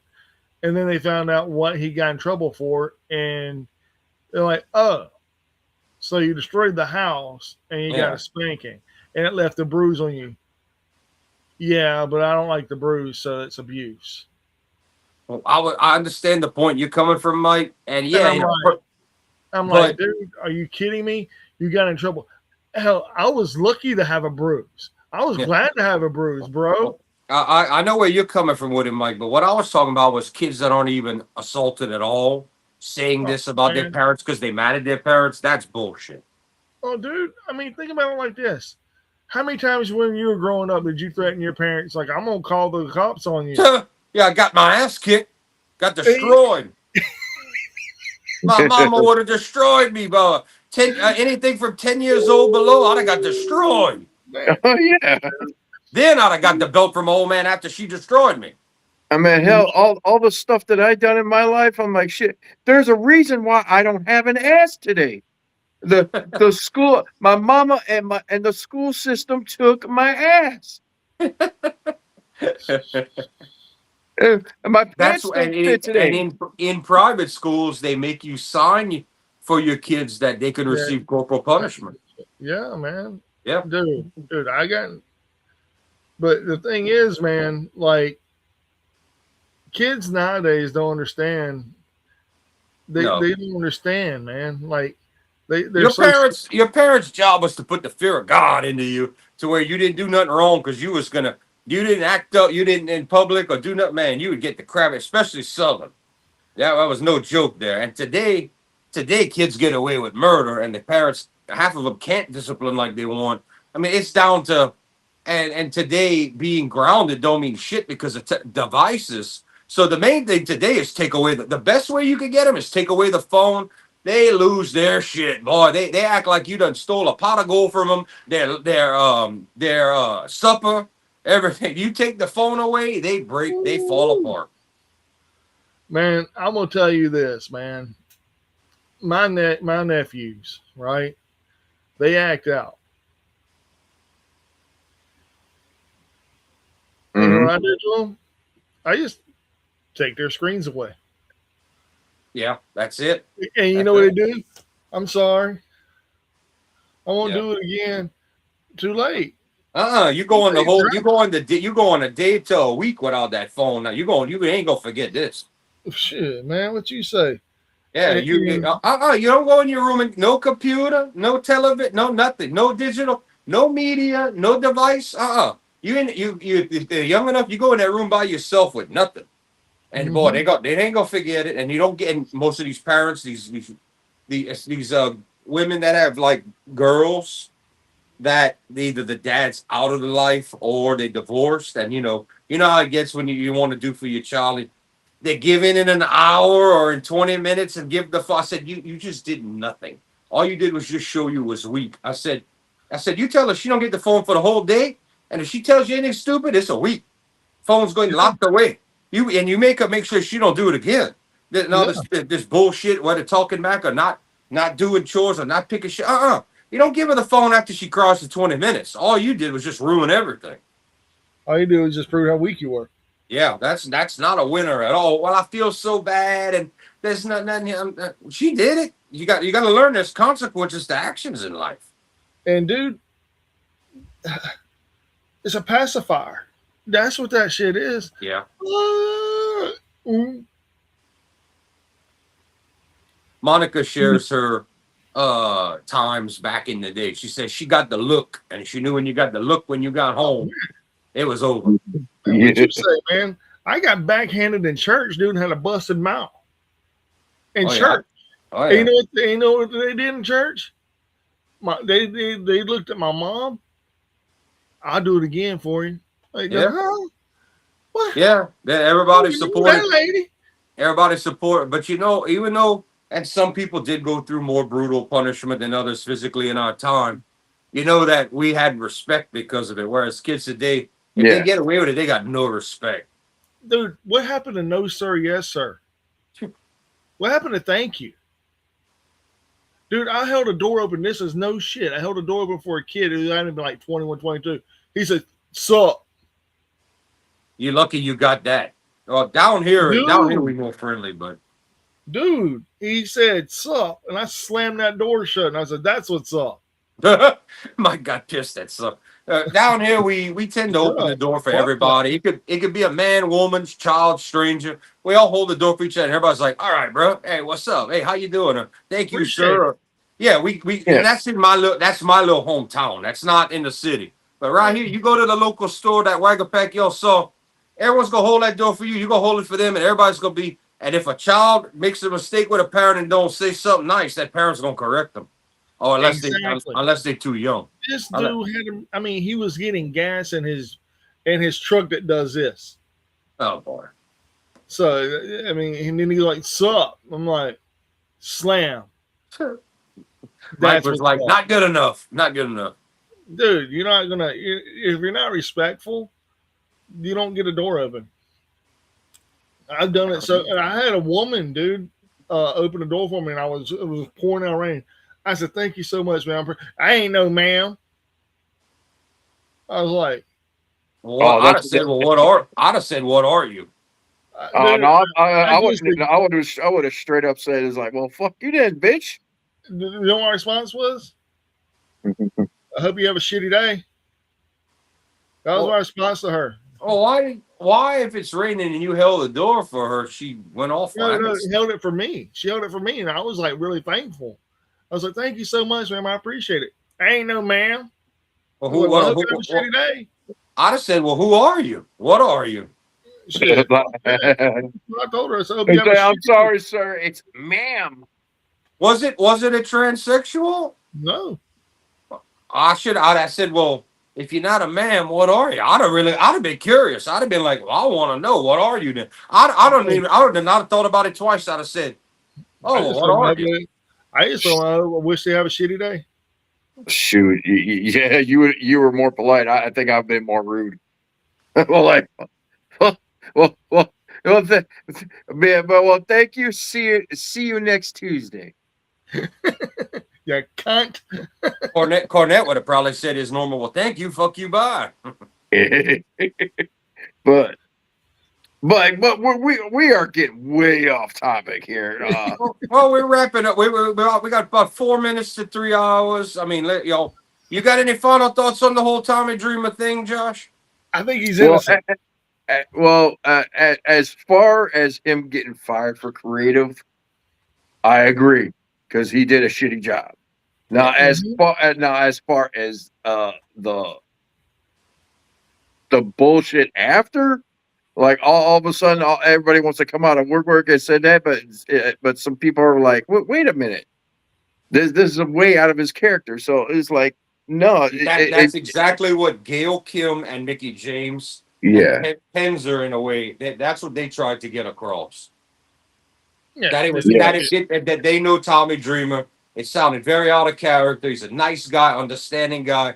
That's what they defended. This referee, this young guy in TNA that claimed all this bullshit, or Tommy told him something one time he didn't like. Who knows? Yeah. Probably a damn Gen Y or after. Probably missed yeah. It sounds like a situation where maybe Tommy Dreamer said no to a situation with him, and he's all butthurt. So yeah, you can find it online. I totally find it bullshit. Yeah, well, Mickey James really gave this dude everything but a punch. Like she said, somebody was reading the comments. They were like, "Damn, Mickey, damn!" Like Mickey wasn't even playing with that shit. She's like, "I'm above that," and And Gail Kim came on there and said her piece too. But and it really started with David Penzer and this referee, David Penzer, who we haven't seen. I know he's on the WCW forums and all, like the fan pages. He keeps up, but. And I don't even know if he worked with, unless he was indie with Tommy was indie in more modern day. Well, David Penzer he's also the ring announcer now for Ring of Honor. Okay. All right. Well, anyway, he somehow, after ECW and WCW, those two got to meet and work together some kind of way. Because there was obviously a respect for Penzer. Well, I mean, think about it, dude. Penzer worked around Tommy Dreamer in some aspect, or knew people that did. And I mean, because back then you have people in that area that work together all the time. I mean, it happens. It's like people work with Flair. now they work with Flair now. You know, I worked with Flair. You know, I worked with Mick Foley. All it was TNA bound, but that was whenever I was leaving. You know what I'm saying? Right. But it wasn't like, oh, dude, you work with Flair? No, I worked around Flair. I worked around Foley, and I can tell you this: Foley always, if you were having a shitty day, he wanted to make you laugh. He wanted to cheer you up. But Yeah. he kind of like he was, you know what I attribute Mick Foley's character to backstage? What came before R-Truth backstage? Yeah. R-Truth got a lot of his mannerisms from Mick Foley, I do believe. And that's the absolute chaotic bullshit when R-Truth got released, Ron Killings, and they brought him back. They're like, no, you don't understand. This dude it's not the people. This dude is backstage morale leader, bro. This guy cheers up everybody on the roster, and Yeah. this ain't Titus Catering. This is R-Truth. Yeah. That's it. We wrap it up here, guys. Anything final? Hold on, one thing we forgot to mention. Joe Doring passed away today. Okay, that was supposed to have been. I thought Anthony mentioned and y'all would have got into that earlier. Go ahead, Mike. Joe Doring was 44 years old, kept battling brain cancer, passed away. Former TNA wrestler, former indie wrestler, former New Japan star. Before my era. Well, yeah, but he wrestled over in New Japan. Big name, 44-year-old man, recently passed away today. You had any other aliases or names, Mike? Like in the ring? He didn't go by just that in the ring. New Age Terry Funk. Yeah, that's as like a nickname, but he didn't have any other ring names. No, Joe Doring. Okay. All right. He looks just like Terry Funk. Tall guy, probably about 6'7", 6'8". So he's like he's closer to the height of Jake the Snake with the look of Terry Funk. The dark mullet is coming to mind. Yeah, well, yeah, the long hair, the way he talks, yeah, the way he looks. I mean, he looked like a spitting image of a young Terry Funk. Okay. And he carried around the lasso. In New Japan he wore white. And Bill Collier is also in that same era. Now he's in TNA as Agent Zero, which was supposed to be for Joe Doring for Mustafa Ali's group. You just reminded me of one more quick piece of news after we talk about this guy. Okay, go ahead. All right. Well, I guess R.I.P. to Joe Doring. Rest in peace, Joe Doring. All right. Now, before we go further, can we give a moment of silence for him? Sure.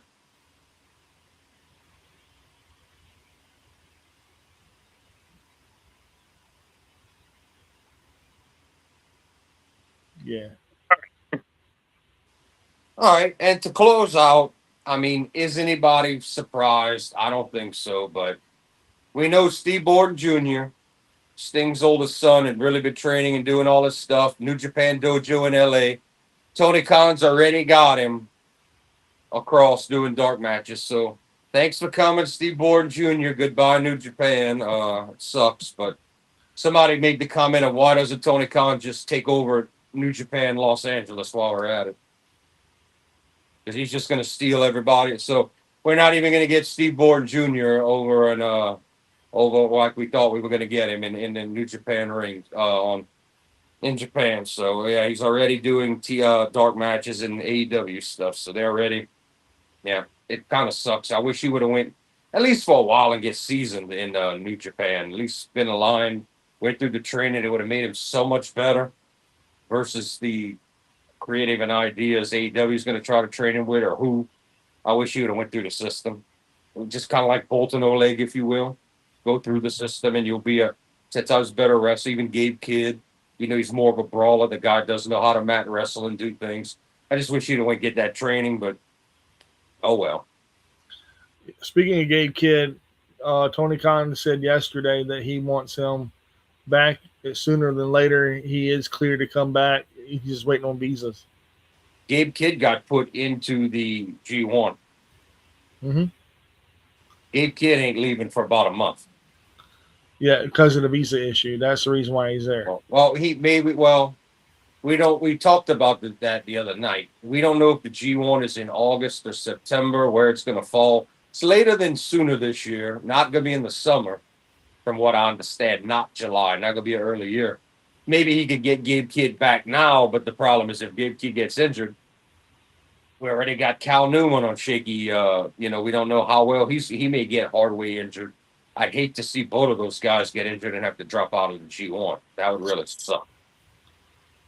Anyway, I have nothing else. Oh yeah, I think we're done. Josh, good? Yeah. Anybody got anything to show? Yeah. Got one thing today. I'm still waiting on a package. I got 2 on the way. So, I don't think I've shown this off yet, but Is it mine? Huh? Is it mine? No. I think it is. Yeah, it is. It's mine. No, it's mine. It's mine. Y'all don't want to get me started on this topic because y'all know what's mine is. This is mine. I've been after this movie, been trying to find a copy for a decent price. I've been waiting on for a while for the price drop on it, and I finally found one on EA, Evil Bay. Evil Bay. So I finally get it and finally complete my my Transformer sagas. Ah, that was a good movie, actually. Yes, very good movie. I was very happy with this.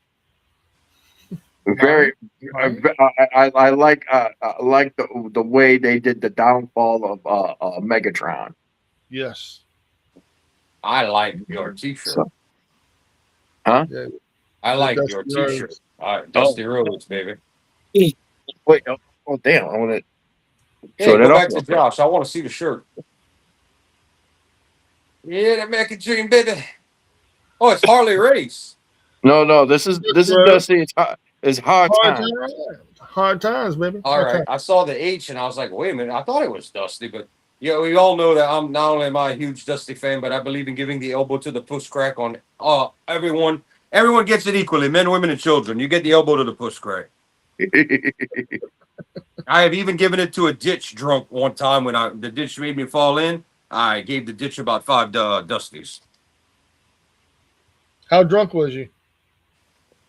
They said it was not a pretty sight. This was years ago, and I challenged one guy. He went in his house, and then they said I was so mad at the ditch after I gave it all the Dusties. I went by my truck and threw about 4 beer bottles at it, and they were breaking on the road. 4 full Bud Lights. All right, let's share some shit. All right, what you got? Limited edition on color vinyl for the first time, includes lyric sheet.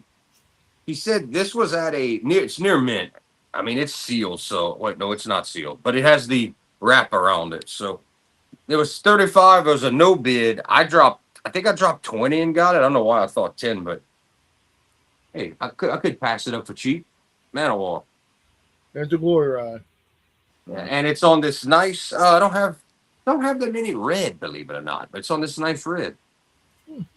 I have many crazy colors, but I can't think of too many red ones. All right, this I don't know why there's no price on it, but it says remastered for the first time.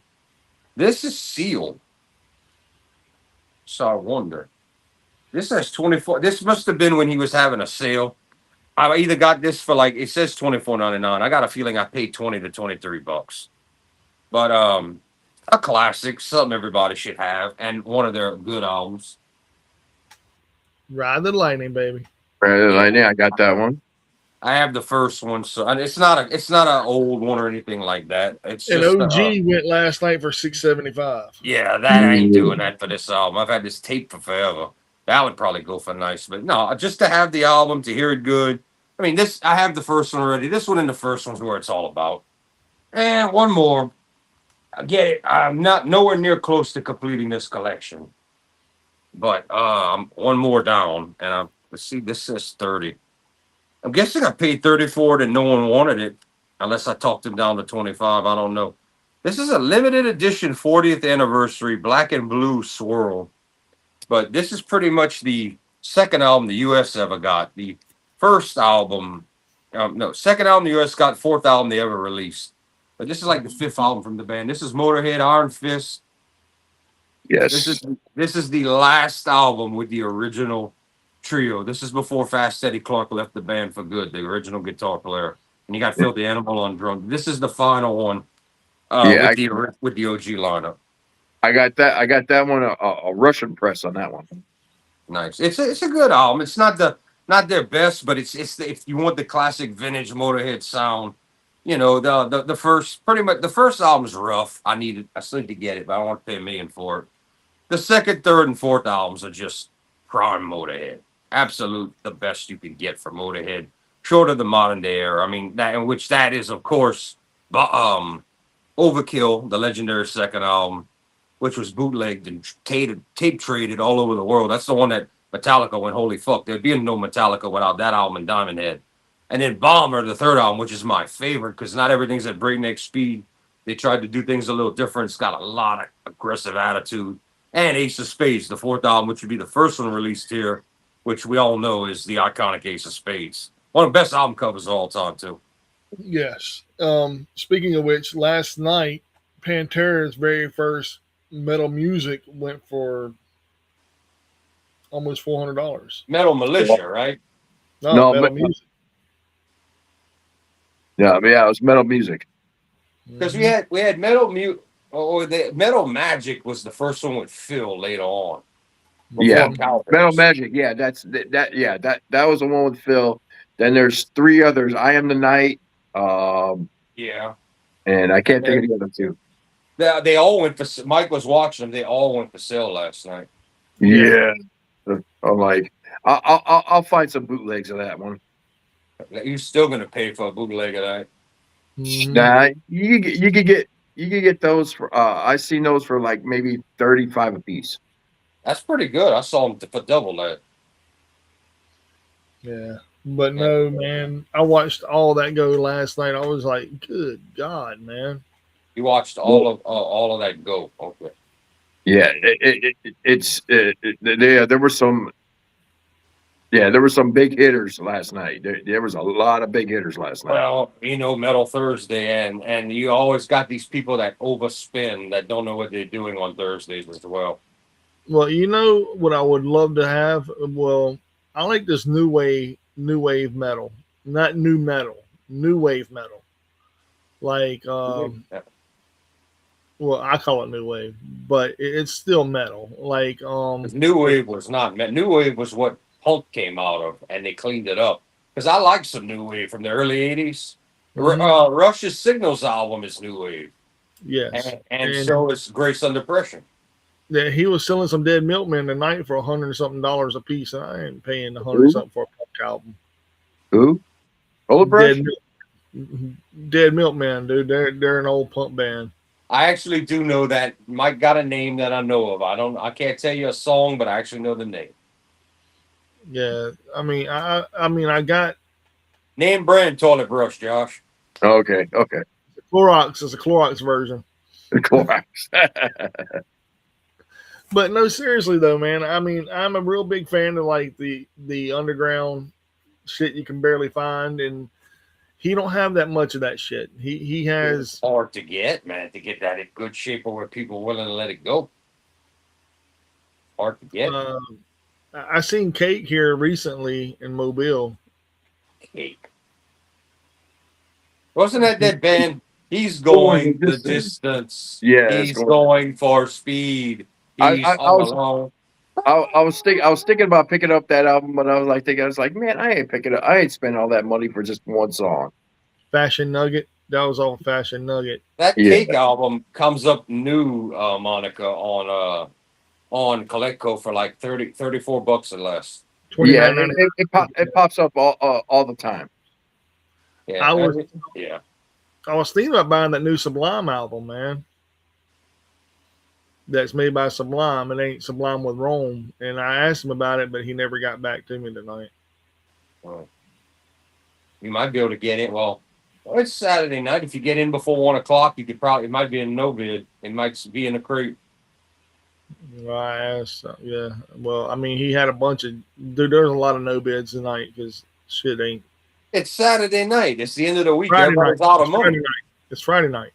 Oh, Friday night. Okay, Friday. Mm-hmm. Yeah, I agree. I agree with George. It's like, yeah, everybody saved up and spent their money on Thursday because I've watched all week. I didn't get only got like a couple things, but I was watching all week. Everybody was like, I haven't seen anything go over $200 all week. Then once Metal Night came, like bam, I was like, there was air horns all damn night. And Yeah. the Sunday was the gold, silver, knives, and coin sale. A lot of people spent a lot of money. That even some that might buy records, a lot of big money was spent. So a lot of people went 4 and even 5 digits Sunday into their invoices. Yeah, and the crazy thing was he wasn't doing air horns last night because he had Otis in the building. Yeah. I think he's going to take over Otis. I think Tanner's got that new baby. I think Chaz to be the owner of Otis. I don't know, because supposedly Tanner and his wife, they spent a lot of money on that dog and had him trained, and they love that dog. But I wonder if the dog's not getting along with the baby. I don't know, but I know that Chad was saying he was like, nope, not getting married, don't want kids. And I'm thinking like, yeah, that'll change one day when you get away from the business and you by the time you hit 40. So, I'm like, you can pick whoever you want by that time with a pile of cash. But I could see Otis. I could see Otis. I could see Chad taking on Otis if he had to. Or maybe I don't know. I don't know if he would get his own, man. I mean, he'll tell you he sleeps on his sofa, bro. He don't even sleep in his bed in this house. Mm. I'm talking about not Otis, Chad. Mm. So, yeah, if you ever seen the pictures of his living room, it's just poster after frame, all James Bond in a row. All like he's a collectaholic, all his Beatles stuff. He's got his house. He said it looks like a damn museum. Yeah, I was gonna tell you that's what it looks like. Yeah, I've seen pictures. It's just all this nice stuff that he keeps that he's into, like 007 movies. All right. Anybody else got anything to say before we end this tonight? I'm all good. I think it's that time to scroll the credits and re-up on the canal order. Okay. Well, ladies and gentlemen, if you're not watching Ringside Ranch, you're doing life wrong. Wait. You're doing life from. Man, damn that squirrel. He ain't here tonight. Squirrels every Hey, day. you Squirrels can here say every it. night. Mike could say it, but the squirrel shooter, he's here every night. The squirrels could still squirrel. Squirrel. Yeah, that's fine. We could still get the squirrel. Oh, that's fine. I'll But take ladies the and squirrel. gentlemen, we're just not food to eat because we're not that nutritious, but we're also Well, food for the ears, baby. But I am nutritious because I got Cheerios. Oh, he Jordan, took a take page. us home. He took a page out of my book instead of regular Cheerios. He's got the honey nut, but snack of champions, good for the heart. But yeah, anybody, especially all you people out there that watch the entire podcast we do, you are the real champions. If you start with us and you watch all the way to the end, that's pretty impressive. You should give yourself the like button. Get Dusty Rhodes that like button, share and subscribe, everybody. But you deserve the Barry Horowitz, like Josh is doing, but also you deserve the hardest slam of the like button for your. But always remember, what's mine is mine. Shit's mine too. She wants you to smell that damn squirrel. She said it might smell like peanut butter. Not if the animals had it. No. Made sure the cats haven't got this one yet. I keep it away. Keep it away. Keep it away. Keep it away. Keep it away now. But anyway, yep. Thanks everybody. Been a great week. Great views. Anyway, Thank you all. Mike, roll it. always. Like, thank you. subscribe.